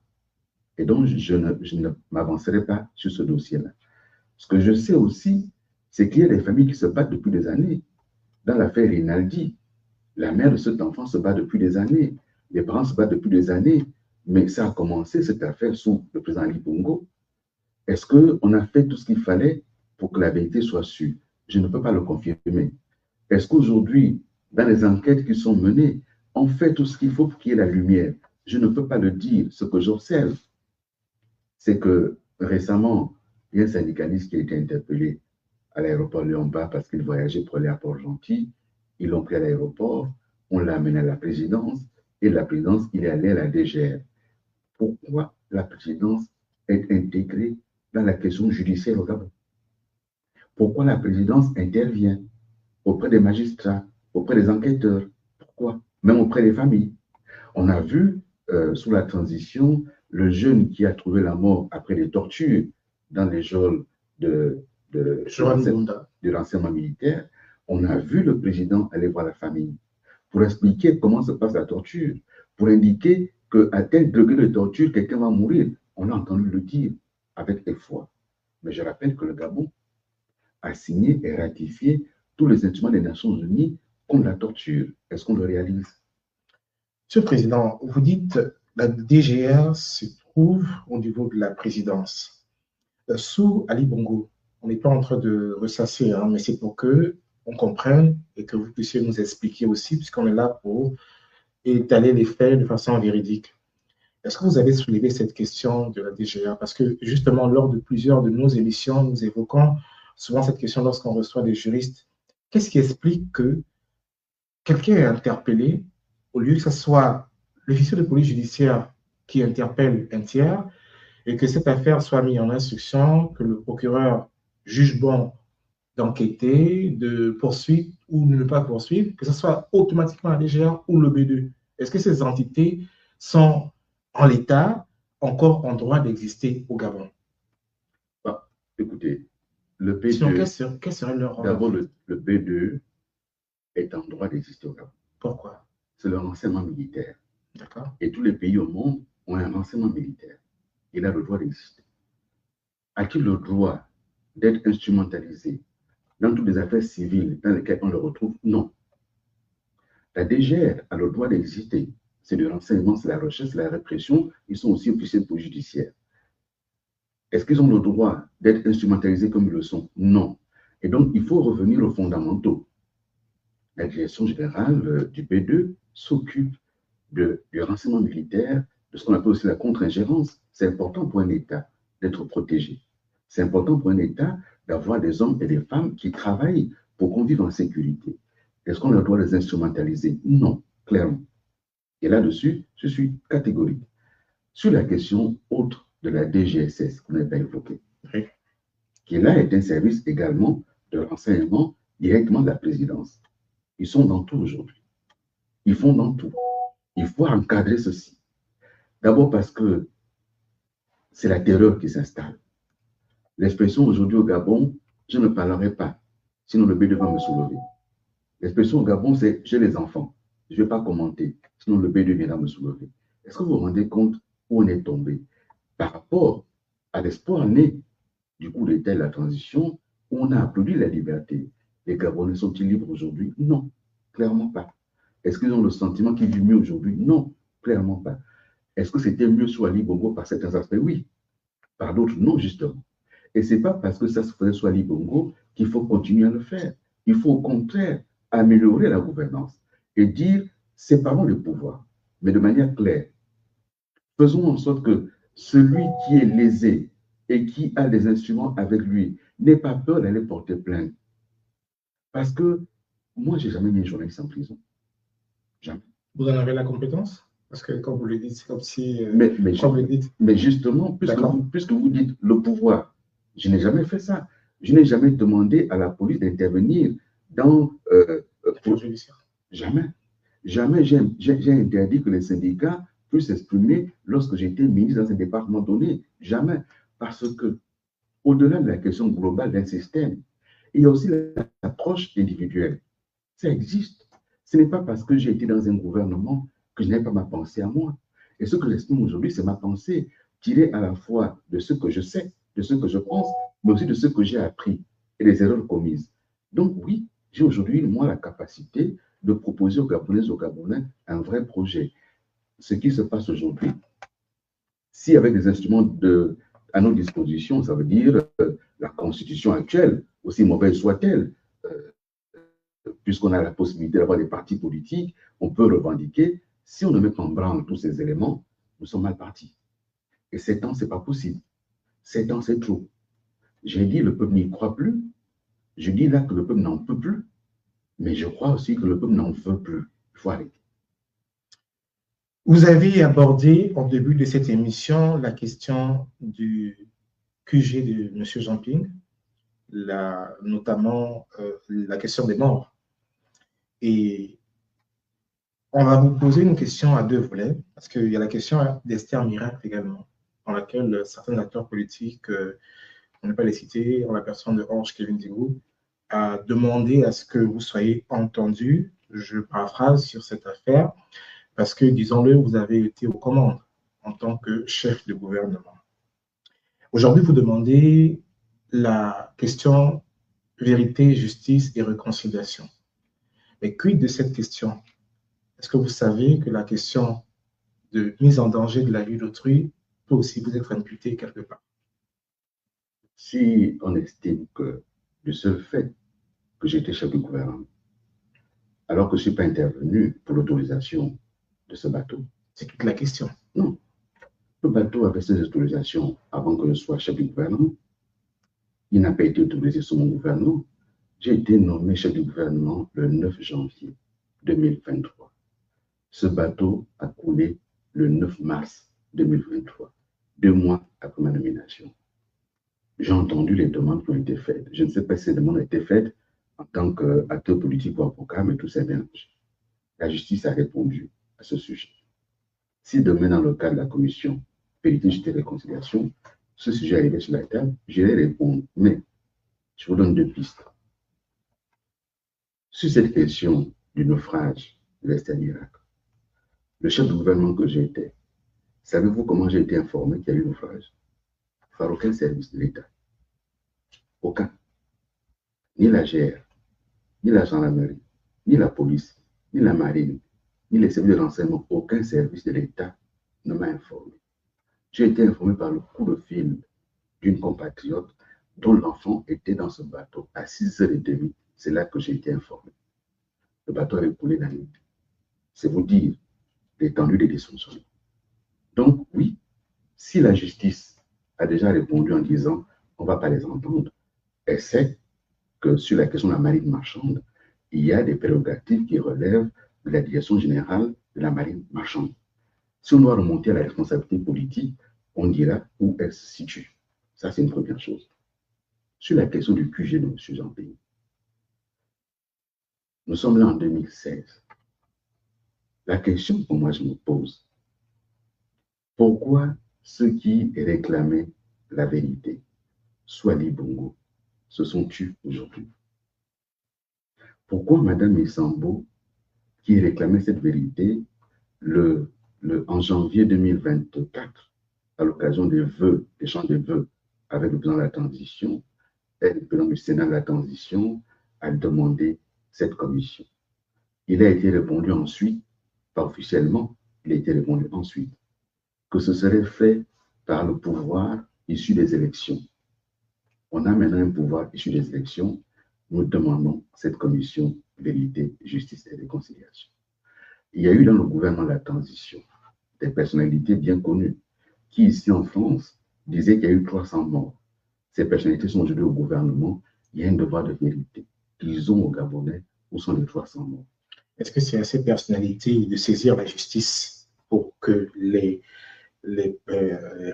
mises en cause puissent répondre des faits qui Non, je ne dis pas que c'est à elle de saisir la justice, mais c'était à elle, c'est elle qui demandait hier qu'il y ait cette commission. Maintenant qu'elles sont en capacité en tant que ministre d'impulser cela, pourquoi ce n'est pas fait sur la commission? Vous voyez que là, hier, on m'a dit pourquoi vous ne l'avez pas fait. Je pose la question, ils sont là aujourd'hui, pourquoi ils ne le font pas? Pourquoi il n'y a pas de réponse à ça? Est-ce que c'est pas un problème de mise en place de, enfin, c'est tout un organisme hein, organisé, tout un process. Est-ce qu'il n'y a pas là justement une question de temps aussi? Est-ce que vous en avez reparlé avec Mais moi, j'en parle tout le temps. Ça fait 2 fois qu'on me demande si je ne vais pas parler avec le président. Ce n'est pas mon ami. Non, non.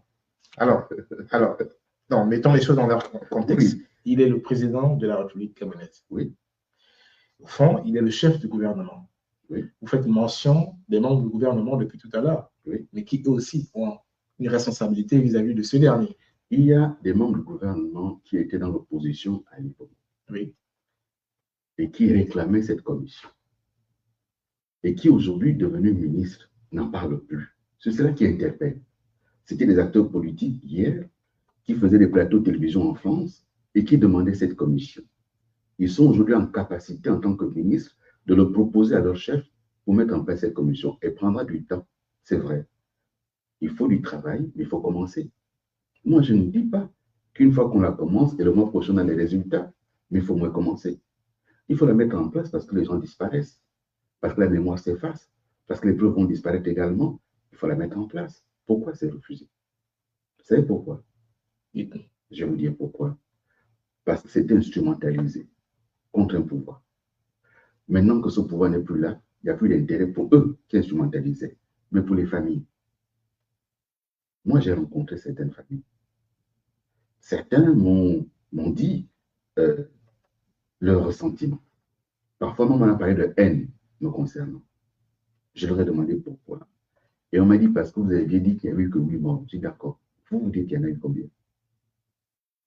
À ce jour, personne n'est capable de donner le chiffre exact. On commence quand même par ça.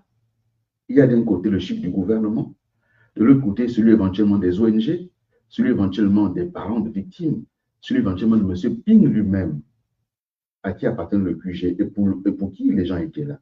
Pourquoi ils ne s'expriment plus sur le sujet? Pourquoi ceux qui étaient au QG ce jour-là et qui sont passés à la télévision pour dire il y a eu X, Y, Z morts, pourquoi ils n'en parlent plus? M. Ngonjou, M. Zibi et d'autres, pourquoi ils n'en parlent plus? Et donc, tous ces sujets amènent à se dire il s'est passé quelque chose. Pourquoi on n'en parle plus?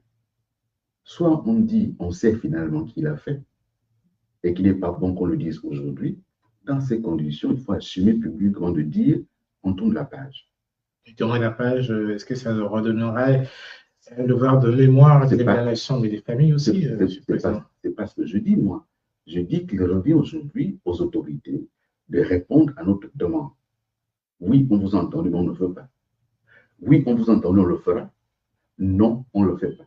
C'est à eux aujourd'hui de répondre. Ce n'est pas moi. Et pourquoi alors, si jamais cette question de vérité, justice et réconciliation tarde, pourquoi ne pas saisir des instances sur le plan international pour que l'État réponde? Vous, par exemple, puisqu'aujourd'hui, vous vous mettez au devant de la scène, vous êtes le deuxième acteur politique gabonais, après le président, au regard des élections présidentielles.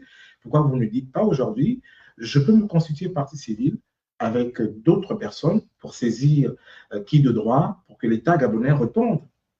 C'est un aspect qu'on n'a pas exploré à ce jour. Je vais avec les juristes et les avocats, si c'est possible, on va explorer. Mais encore une fois, et vous aviez évoqué tantôt un sujet, dans ce type de dossier, j'essaierai, moi, de ne pas être plus royaliste que l'autre. Je pose des problématiques, je pose des questions, et vous faites bien, les familles devraient aujourd'hui à nouveau s'exprimer. Mais la peur s'installe. Comment ça, monsieur le Président? Moi, vous savez, je m'étais déplacé. Je suis allé trouver Monseigneur Basile Nfé, à l'époque, archevêque de Libreville. Je lui ai dit, Monseigneur, je suis gêné, je suis embêté. Il me dit, qu'est-ce qui se passe? Je dis, écoutez, l'Église demande qu'il y ait la vérité. L'Église nous dit, il n'y aura pas de justice sans vérité. Monseigneur, aidez-nous à avoir la liste des disparus, à rencontrer les familles, jusqu'à ce que je quitte le gouvernement. Je n'ai pas eu de réponse. Deuxième chose, dans le cadre des discussions avec l'Union européenne, suite à la crise politique de 2016, nous sommes passés dans la phase qu'on appelle le dialogue politique intensifié. C'est en fait une phase prévue dans les accords de Cotonou. Si on n'arrive pas à un accord, on peut basculer sur les sanctions. Nous avons mené ces discussions-là. Et c'est lorsque je deviens ministre des Affaires étrangères, entre 2019 et 2020, qu'on engage et qu'on finalise la discussion avec l'Union européenne. Et un des points, vous pouvez vérifier sur le site de l'Union européenne, c'est encore présent. Un des points clés de cet accord qu'on va signer avec l'Union européenne, c'est que l'État gabonais reconnaît la nécessité, pour arriver à une vraie réconciliation, de passer par la phase des indemnisations. Mais l'État gabonais, par son gouvernement, a demandé que ce soit fait après des décisions de justice. Et donc qu'il y ait des familles de victimes ou des victimes encore vivantes, hein, qui ont été blessées, etc., arrivent à saisir la justice. Jusqu'à ce que je quitte le gouvernement, je n'ai pas été informé de plainte formulée dans ce sens. Il y a donc un travail à faire pour encourager les familles à porter plainte. Mais vous avez évoqué la justice. Les gens pensent que la justice est instrumentalisée et qu'ils n'auront pas gain de cause. C'est pour cela qu'ils ne portent pas plainte. Entre autres, j'essaie d'expliquer. Hier, on a dit c'est parce qu'on a peur d'Ali Bongo. Mais ça fait 3 ans qu'Ali Bongo n'est plus là. Justement, il faudrait pouvoir porter plainte pour que ceux qui ont commandité, exécuté, en répondent. Il y en a qui parlent de 2016, mais on remonte à 2009 au moins. Si c'est la période Ali Bongo, c'est de 2009 à 2023. Est-ce que ce n'est pas un problème de culture juridique en ce sens où une partie de la population n'a pas connaissance de ses droits? Parce que vous faites écho de la liberté. Aujourd'hui, on a des personnes, bien que selon vos dires, hein, qui ont été mis en détention, enfin en prison, mais il y a des personnes qui s'expriment, qui le font aisément, sans pourtant injurier qui que ce soit, et qui ne sont pas inquiétés. Est-ce que là, le peuple, justement, se trouve dans cette situation, n'est pas aussi acculturé sur le plan juridique en se disant, mais comment je peux commencer Bon, d'abord, ce n'est pas selon mes dires, ce sont les faits. D'accord. Harold Leka, journaliste, interpellé, arrêté. On a dit c'est une affaire privée. Non, c'est par rapport à sa ligne éditoriale. On a cherché une affaire soi-disant privée. Récemment, un autre journaliste a été interpellé, jeté en prison. Là, c'était des syndicalistes interpellés, jetés en prison. Je vais parler de Bob Mengom. Ça, c'est factuel. Ce n'est pas mes dires, c'est factuel. Oui, peut-être qu'effectivement, cette question de culture juridique. Mais c'est pour ça que les ONG existent. Et dans le cas que nous évoquons, un certain nombre d'acteurs de la société civile s'étaient engagés à mener ces démarches-là. Les familles leur ont confié les dossiers. Ces acteurs-là sont aujourd'hui, pour certains, des élus au Parlement gabonais. Pourquoi est-ce qu'aujourd'hui on n'en parle plus? Ces acteurs ont ces dossiers. Ils peuvent saisir la justice gabonaise. À l'époque, ils ont dit non, Ali Bongo instrumentalise la justice. Mais Ali Bongo n'est plus là. Pourquoi ce dossier semble avoir disparu? Est-ce que c'était Ali Bongo ou le système? Parce qu'au début, vous avez parlé du système. Non, mais je vous ai dit ce qu'il disait. Ali Bongo instrumentalise, c'est lui qui a assassiné, c'est lui. On a même dit, oui, mais c'est eux tous là. Moi, je vous ai parlé du système. Et lorsque vous ferez attention à la gouvernance au Gabon, vous verrez que dans l'actuel régime, il y a des gens qui ont toujours été là et qui ne bougent pas, quels que soient les changements. Donc, si ces personnes sont encore là, à des fonctions sensibles, et même très sensibles, c'est qu'en fait, il y a eu remplacement, il n'y a pas eu changement. Vous savez, il y a une légère différence entre le Venezuela et le Gabon. Le Venezuela, une puissance extérieure, a mené une opération militaire pour enlever un chef d'État. Maduro n'est plus président, mais tout son gouvernement et tout son système sont en place aujourd'hui au Venezuela. Ils n'ont même pas fait semblant de faire une élection. Ils sont là. Bien. Dans le cas du Gabon, un coup d'État est mené avec un regard bienveillant de certains amis du Gabon. On enlève Ali Bongo et famille, mais le système est en place. Et c'est cela qu'il faut arriver à comprendre. Moi, lorsque je dis qu'on nous a menti, ils nous ont dit qu'ils vont changer, ils n'ont pas changé, ils ont remplacé. Et le Gabon a besoin aujourd'hui d'un vrai changement, un changement de système, un changement d'orientation politique, un changement de gouvernance. C'est ce qu'il nous faut aujourd'hui. Merci, Monsieur le Président. On va prendre la régie quelques questions, si c'est possible. Vous autorisez qu'on prenne des questions. Bien sûr. Mais bien avant, donc, chers auditeurs, préparez-vous. Nous allons prendre le temps de prendre vos questions en deuxième partie. On poursuit avec Monsieur le Président Alain-Claude Bilizé, qui est président de Ensemble pour le Gabon. Il est de passage à Paris pour des raisons politiques, à rencontrer la diaspora, échanger avec cette dernière.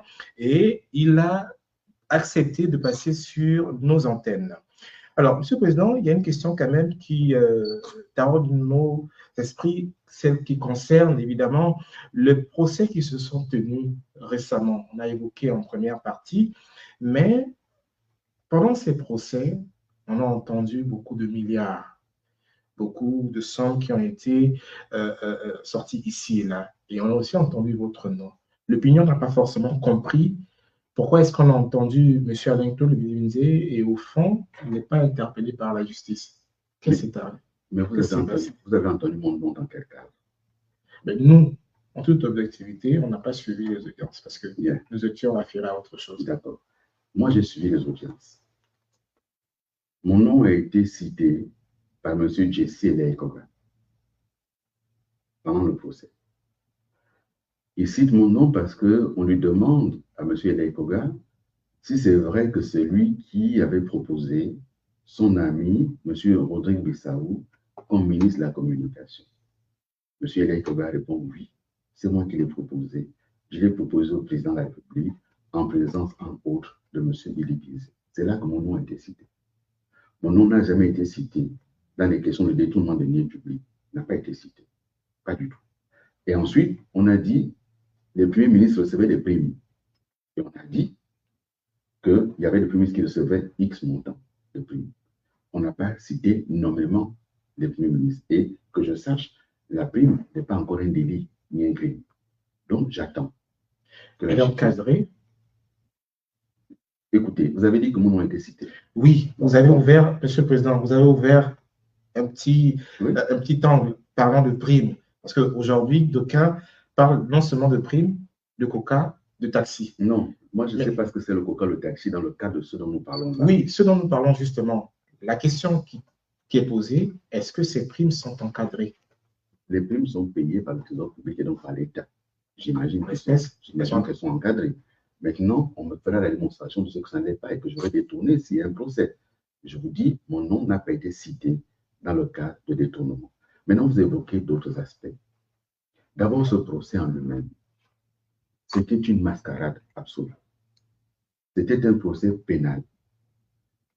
0 témoin à la barre. 0 entreprise, que ce soit les banques ou d'autres entreprises citées dans le dossier. 0 entreprise à la barre. On a parlé de blanchiment. À ma connaissance, il n'y a eu aucune commission rogatoire, ni ici en France, ni en Suisse, ni à Dubaï, ni ailleurs.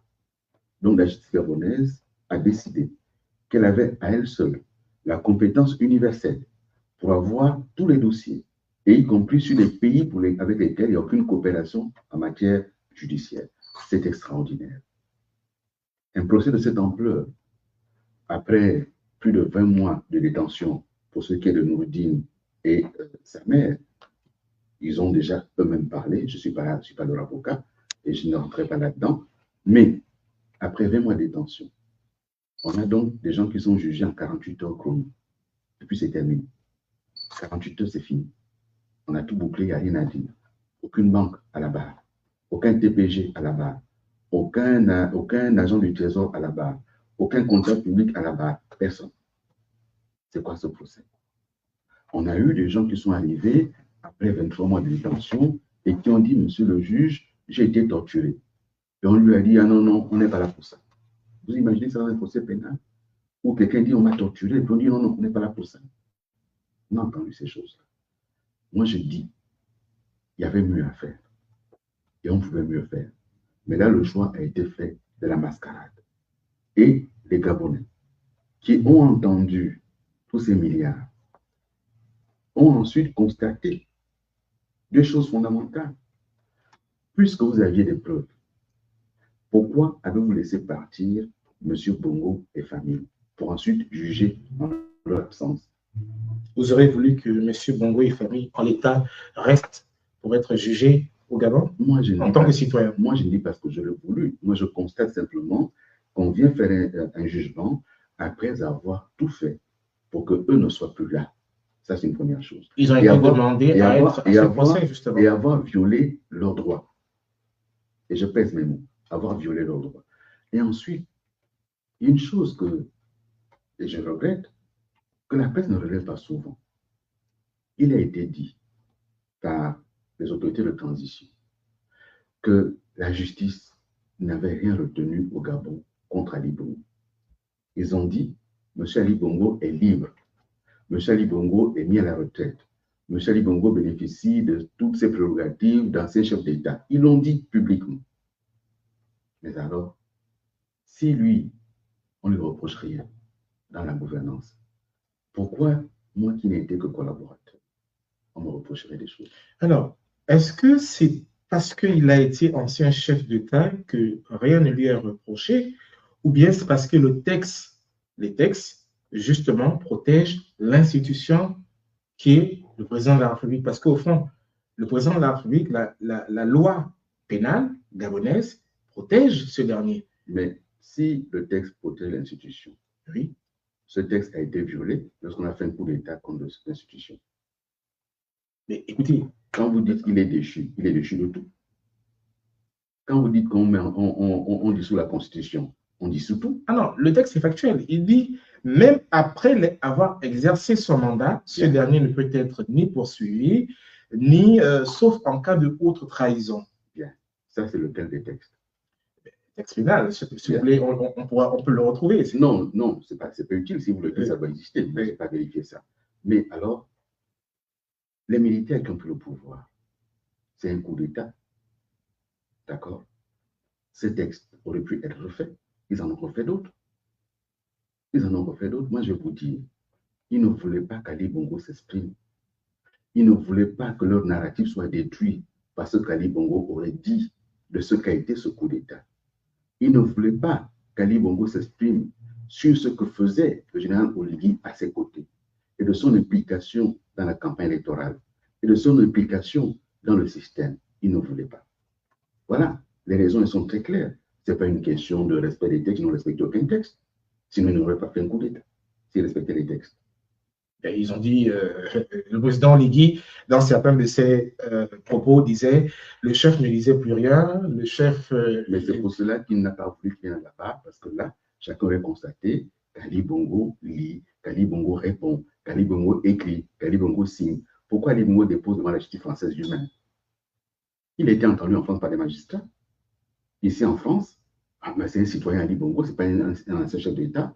Les magistrats ont entendu le citoyen Ali Bongo faire sa déposition tout seul. Et donc, là, les Gabonais auraient découvert, d'ailleurs, certaines des vidéos de Noureddine Bongo, on se met le tout, puisqu'ils ont vu Ali Bongo en train de signer. Alors qu'on disait, M. Oligui, qu'Ali Bongo ne signait plus.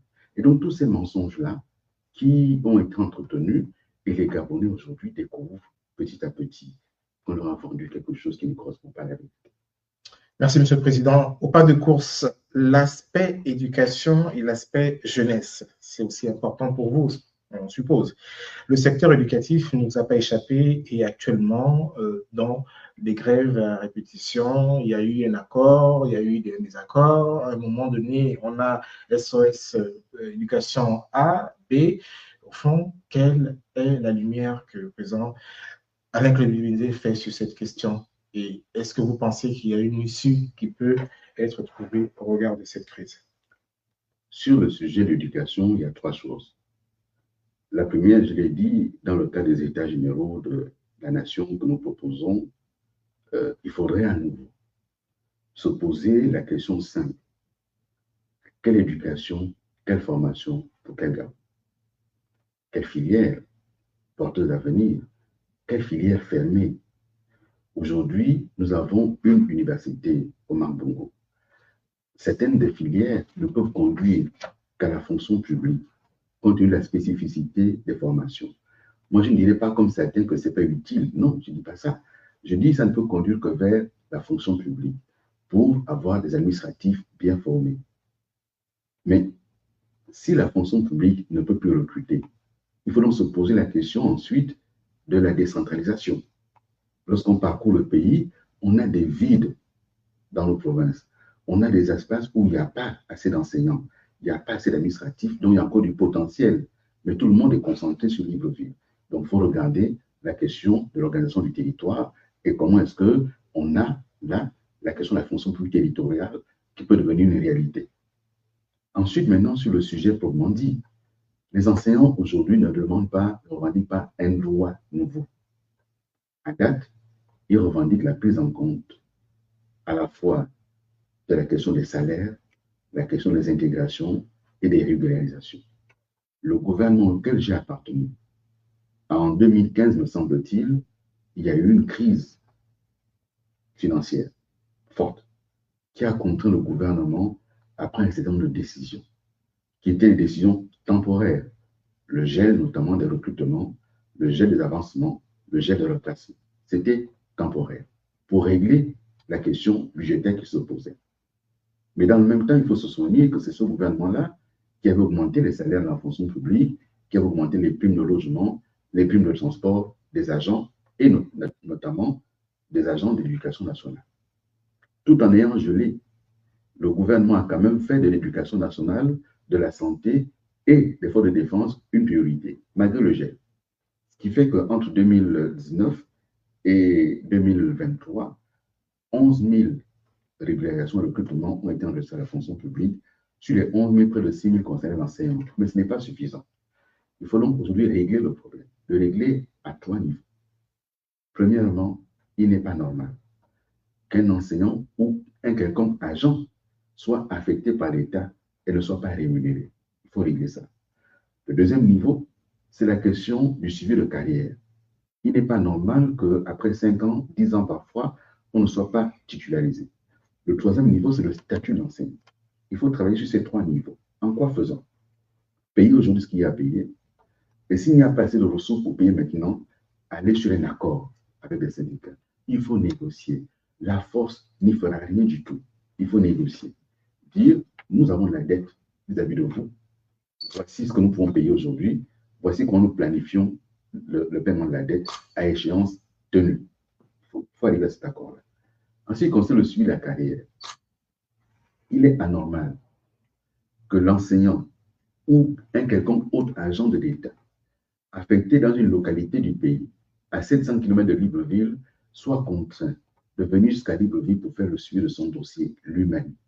Donc, dans la question que nous proposons pour les États généraux, c'est de revoir l'organisation administrative de l'État pour gérer au plus près le fonctionnaire, l'agent de l'État. Nous avons la direction générale du budget, qui est la direction de la solde, qui n'est présente qu'à Libreville, alors qu'on a 9 provinces. Pourquoi il n'y a pas une déconcentration de cette direction générale?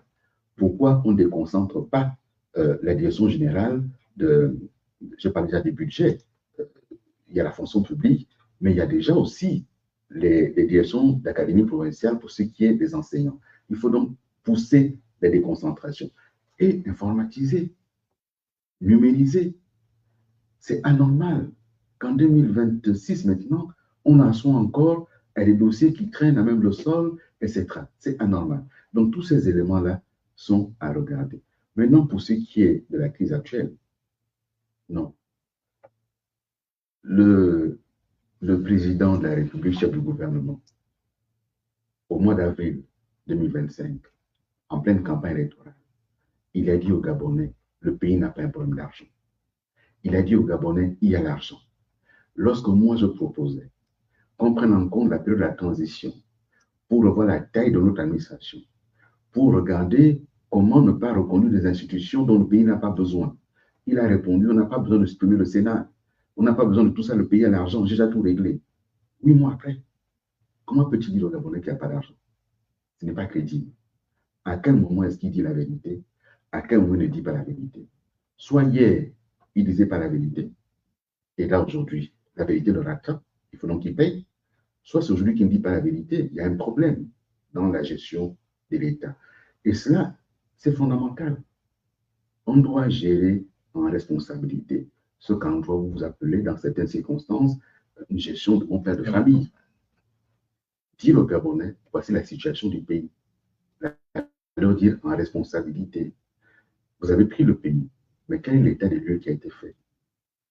Lorsqu'ils sont arrivés aux responsabilités, quelle était la situation des finances publiques? Est-ce que n'aurait-il pas fallu faire au fond une enquête parlementaire pour que cette affaire soit mise en clair?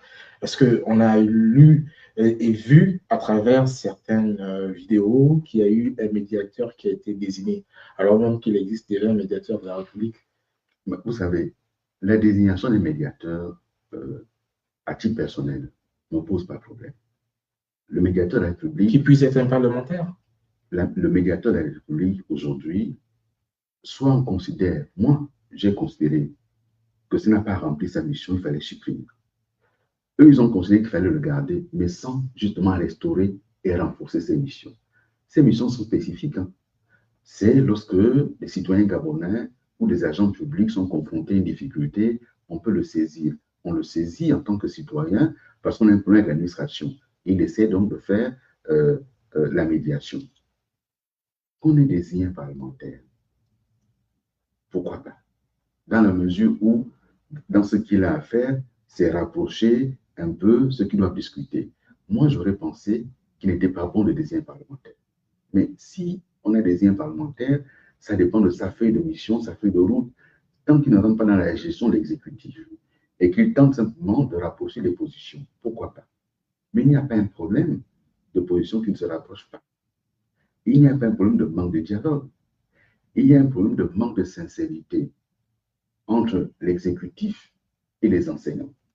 Je vous l'ai dit en début d'entretien, lorsque le chef de l'exécutif, chef du gouvernement, reçoit jusqu'à 4 heures du matin des groupes d'enseignants et qu'ils sortent de là avec ce qu'on appelle le coca ou la dot de nuit, ce qui est de la corruption, en leur disant allez reprendre les cours. Mais qui oblige ces enseignants à aller à cette rencontre, M. le Président. Mais lorsqu'un chef d'État vous appelle, vous êtes obligé d'aller. Vous êtes fonctionnaire. Oui. Ne serait-ce que ça déjà. Je rappelle qu'en tant que chef du gouvernement, il est le patron de l'administration. Il peut appeler n'importe quel agent. Nuitamment? Non. Non. Oui. Il ne les a pas appelés nuitamment. D'accord. Ça s'est terminé nuitamment. Voilà. Et ceux qui sont allés, je pense qu'ils sont allés de bonne foi pour essayer de trouver une solution.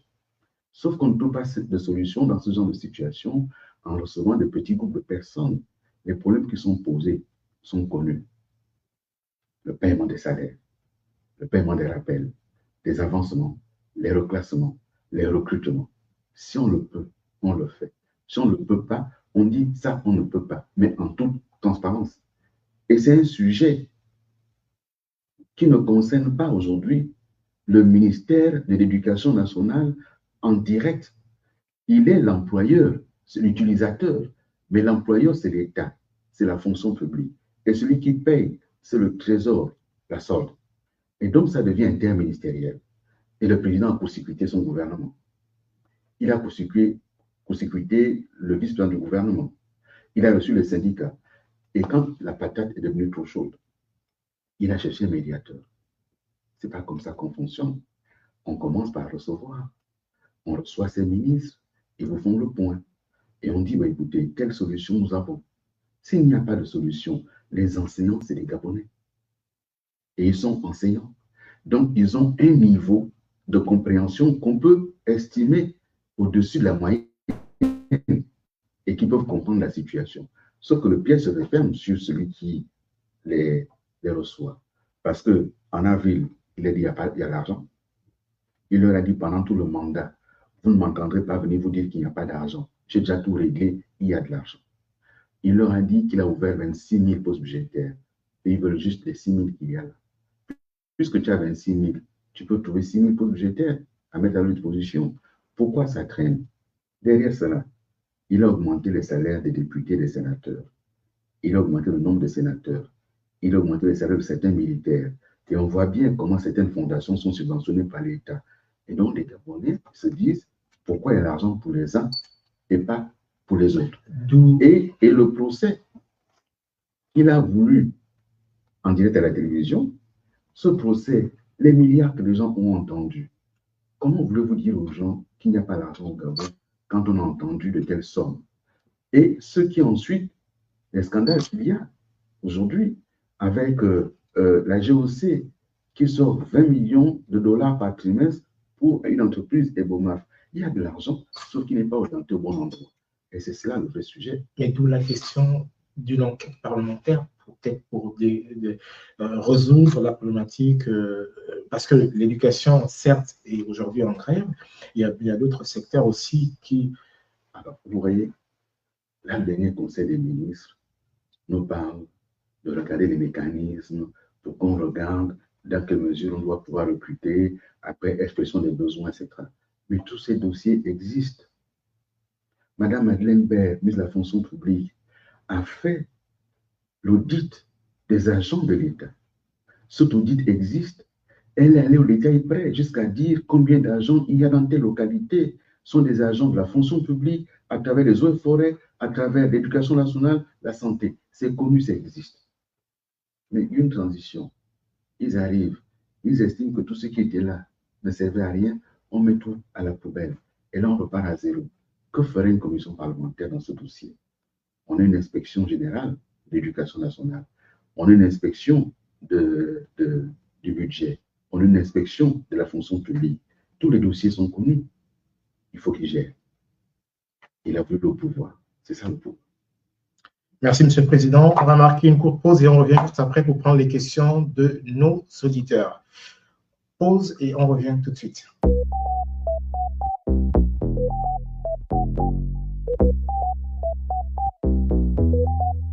No way.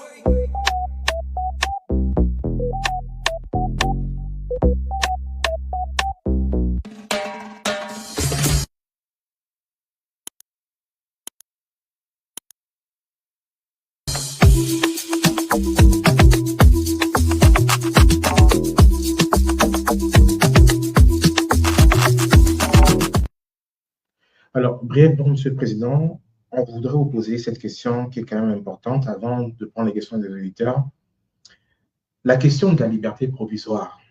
Aujourd'hui, il y a des enseignants qui ont été mis en détention préventive. Elles ont été libérées, mais cette question revient toujours. Plusieurs acteurs politiques ou syndicalistes qui ont été emprisonnés, ils sont en liberté provisoire. Qu'est-ce à dire? Je ne sais pas ce que ça veut dire en droit. La liberté, c'est le principe. C'est l'emprisonnement qui est l'exception. Soit on est en détention préventive, soit on est libre. La liberté provisoire ici est utilisée par le pouvoir comme une espèce d'épée de Damoclès au-dessus de la tête de ceux qui ne veulent pas s'aligner. Et donc, on arrête quelqu'un. D'ailleurs, sans enquête préalable. On le défère. Et puis, on vous dit, bah, on le sort au bout d'une semaine, 2 semaines, liberté provisoire. Mais ça veut dire quoi? Soit il y a une condamnation, il est condamné avec sursis. On le libère, on sait qu'il y a un sursis sur lui, mais ça veut dire quoi, liberté provisoire? Donc, au Gabon, c'est devenu la norme. On vous prend à la liberté provisoire. Comme cela, on estime que bah, on vous tient, il y a une épée de Damoclès, vous n'aurez plus revendiquer. C'est une façon de casser le mouvement syndical. Aujourd'hui, c'est des syndicats, hier, c'était des acteurs politiques, c'était des journalistes. Et donc, là, il y a une instrumentalisation de la justice et d'un principe qu'on invente et qui, en droit, est difficilement compréhensible. Merci. Alors, les questions à la régie, on va prendre 2-3 questions. Au pas de course. Alors, question, l'ancien ministre de l'économie, M. Oganaga, a indiqué lors d'une conférence à Libreville que le gouvernement était paralysé par un collaborateur du président. Ce collaborateur pouvait bloquer les ordres de paiement de la dette. Entre autres, avez-vous été victime de blocage en tant que ministre d'abord, puis Premier ministre? C'est Culture Citoyenne qui pose la question. J'ai suivi cette intervention du ministre Oganaga, c'était lors d'un forum économique à Libreville. J'ai déploré qu'il soit pas allé au bout de la logique en disant le nom du collaborateur. Ce que je peux vous dire, c'est qu'il y a effectivement eu, autour du chef de l'État, hier, comme aujourd'hui d'ailleurs, un certain nombre de collaborateurs qui avaient la main sur certaines décisions. Ce sont des choses que nous avons affrontées, que j'ai affrontées moi en tant que ministre, notamment ministre de l'Énergie, où je suis arrivé, il y avait des dossiers importants qui étaient là, qui traînaient depuis avant mon arrivée. Des dossiers sur lesquels le gouvernement s'était engagé. Mais il y avait ce qu'on appelait le visa d'opportunité. Et ce visa d'opportunité a causé beaucoup de mal. Moi, je me suis battu contre ça. Ça fait partie des choses également, je vous disais, dans la lutte, dans la gouvernance, il y a parfois des succès et aussi des échecs. Mais ça nous a pris des mois pour arriver avec Mme Alice Ouedraogo de la Banque mondiale à débloquer le programme PASMIR, arriver avec M. Robert Massomboko de la BAD pour le dossier pied-bas. Il a fallu se battre. Ça nous a pris des mois pour obtenir qu'on libère cela. Oui, ça a eu lieu. C'est pour cela que je vous ai tantôt, la transition était une opportunité pour remettre le pays dans les bons rails et poser les bons diagnostics. Où étaient les points de blocage?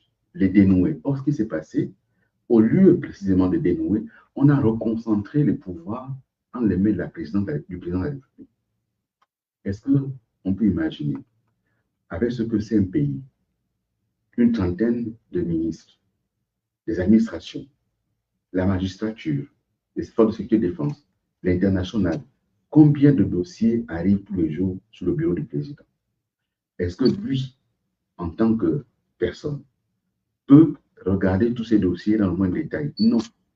Les dossiers sont donc gérés par ses collaborateurs. Ils vont donc les gérer en fonction parfois de leur propre intérêt, parfois de leurs propres besoins, parfois de leur propre vision du dossier. Et cette façon de gouverner, il faut mettre un terme à ça. Oui, j'ai vu faire. Oui, j'ai été victime. Oui, je me suis battu. Parfois, j'ai gagné. D'autres fois, j'ai perdu. Merci. Encore deux questions, parce qu'il n'y a plus beaucoup de temps. Alors, essayez d'être concis dans vos questions, parce que est-ce qu'on fait sans langue, c'est un peu compliqué. Vous avez dit avoir été rapproché par le général pendant la transition. Pourquoi n'a pas accepté, j'y arrive, le poste de Premier ministre proposé pour mieux améliorer les choses? Quand on est Premier ministre et qu'il y a un coup d'État, vous faites partie de ce qu'on enlève en principe. Bien. Moi, la figure du traître, ce n'est pas la mienne. La figure de la déloyauté, ce n'est pas la mienne. Et puis, j'assume mes choix. Si on dit que j'ai mal travaillé, pourquoi vais-je continuer? Il faut laisser le choix à celui qui dirige de donner l'opportunité à d'autres Gabonais. Moi, je porte un projet. Si maintenant, la nation gabonaise est confrontée à un vrai risque, à un vrai danger, et que tous les fils de la nation sont appelés dans ce contexte exceptionnel, on peut étudier, on peut examiner. Mais dans ce contexte-ci, non. Ça ressemblerait seulement à quelqu'un qui va pour lui-même. Je ne suis plus là engagé pour moi-même. Je suis engagé sur un projet avec ceux qui me font confiance. Merci. Dernière question. Une question d'un autre auditeur. La régie, s'il vous plaît. Un autre auditeur, ce serait bien. En attendant, on va vous présenter quelques images rapidement et vous allez peut-être nous dire en quelques mots ce qu'il en ressortait. La régie, est-ce qu'on peut présenter au président? Voilà. Donc là, on voit que vous êtes avec monsieur le président de la République. Oui. C'était le 18 septembre 2025. C'était en septembre 2025. Exact. Est-ce à dire? Non, je me suis déplacé ce jour-là à ma demande pour aller lui dire que, de mon point de vue et de l'expérience que j'en avais, les élections législatives telles que annoncées allaient être mal organisées. On n'était pas prêt. Je lui ai dit que le fichier est mauvais. Je lui ai dit que la liste électorale est mauvaise. Je lui ai dit que les partis politiques n'ont pas eu le temps de s'organiser, même pas le sien. Il ne m'a pas entendu, il ne m'a pas écouté.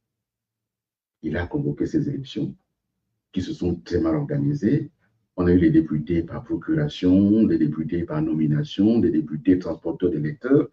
Et lui-même, là, il y a quelques semaines, a redit que les élections ont été mal organisées. Donc, vous voyez, quand on me dit il faut parfois aider, oui, j'ai pris sur moi le risque d'aller le voir pour dire qu'il faut repousser.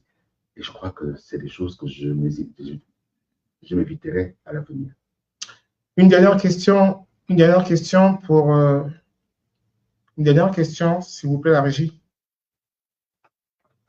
Au pas de course, bon, on va prendre cet auditeur, puisque les autres n'ont pas de questions. Vous évoquez souvent la branche militaire du système au regard de votre parcours. Pensez-vous qu'il soit nécessaire à ce jour de réformer les forces de défense et de sécurité? Si oui, à quelle manière?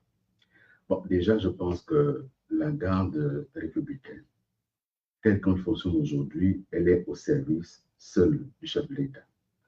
Il faut donc réformer la garde républicaine et en faire une vraie garde républicaine et non pas une garde prétorienne. Ensuite, oui, les forces de défense et de sécurité ont besoin d'être réformées. D'abord, il faut plus de personnel, mieux de personnel, plus de matériel, des capacités opérationnelles importantes.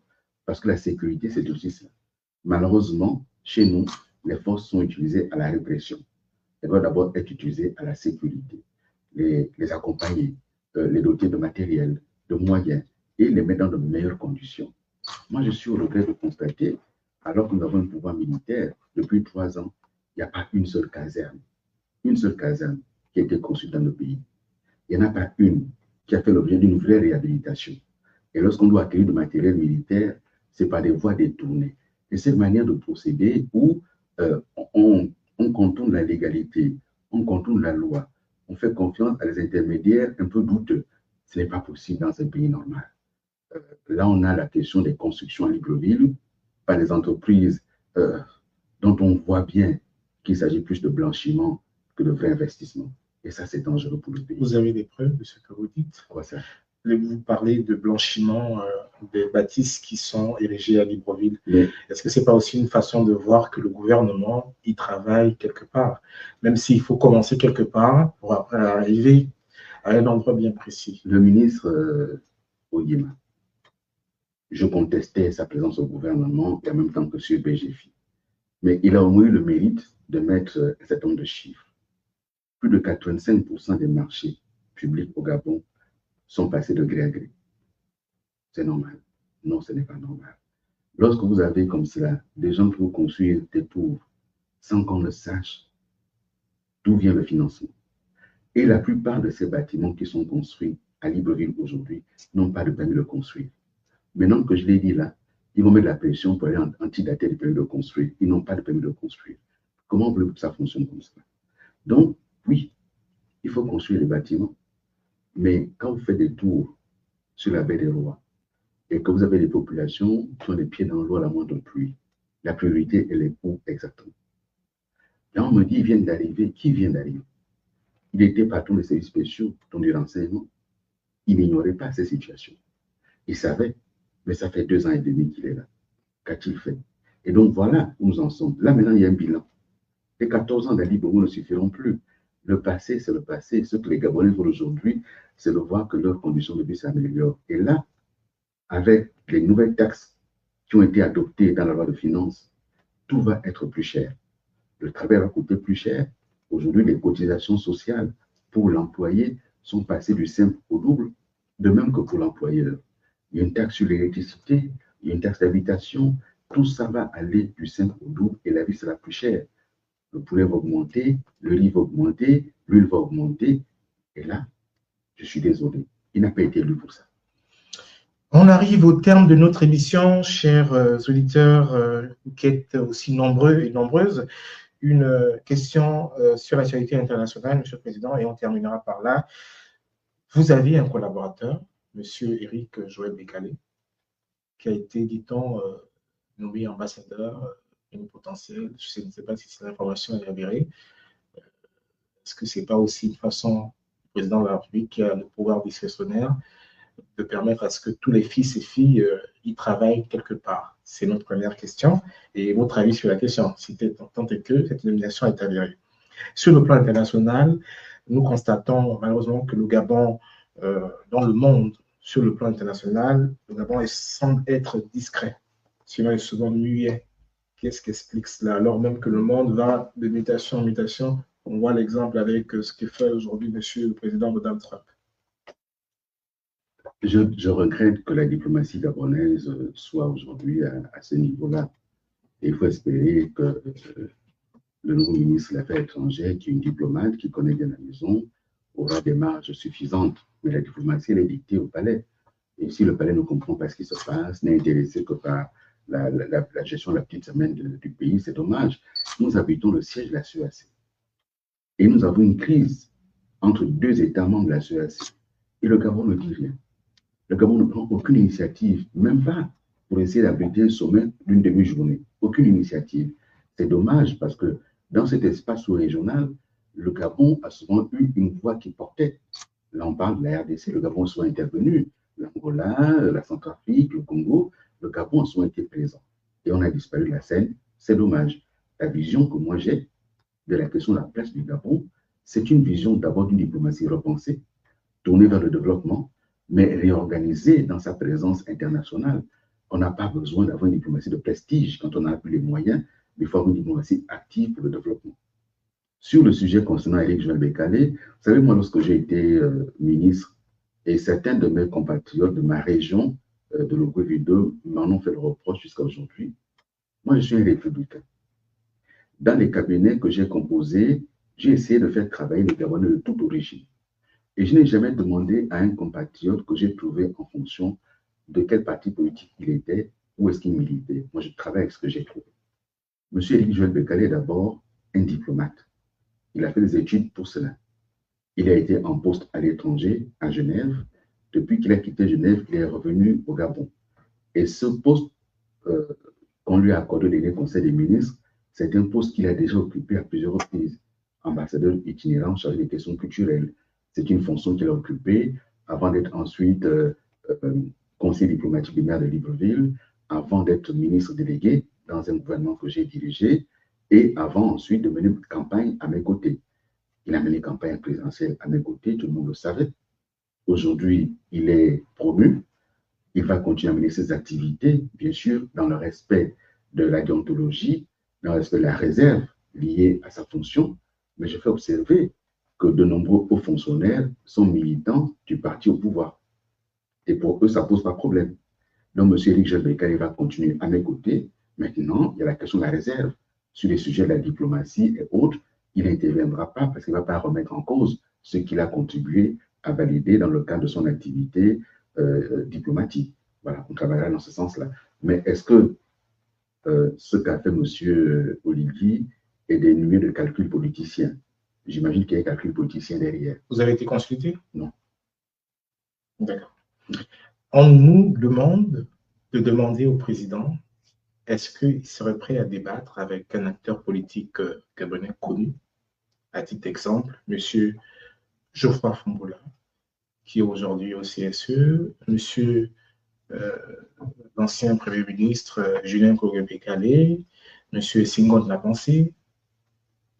Pourquoi je débattais avec eux? Sur une question d'actualité, par exemple. L'actualité, j'ai répondu aux questions des journalistes. Ou monsieur le Président n'est pas trop dans l'esprit du débat? Non, je suis dans l'esprit du débat, mais si un débat est nécessaire dans un cadre concerté, etc., il faut que ce soit... Moi, je suis chef de parti. Je peux débattre avec celui qui est chef de parti. Je suis un ancien Premier ministre, je peux débattre avec un ancien Premier ministre. Pourquoi je vais débattre avec... pourquoi ce que vous citez, pas tous les autres Gabonais? En l'occurrence, M. Julien Kogue-Bécalé, c'était l'ancien Premier ministre. S'il y a un sujet pour lequel il pense qu'il peut y avoir un débat, on discutera. M. Senghor appartient à une corporation politique qui est actuellement en pleine création.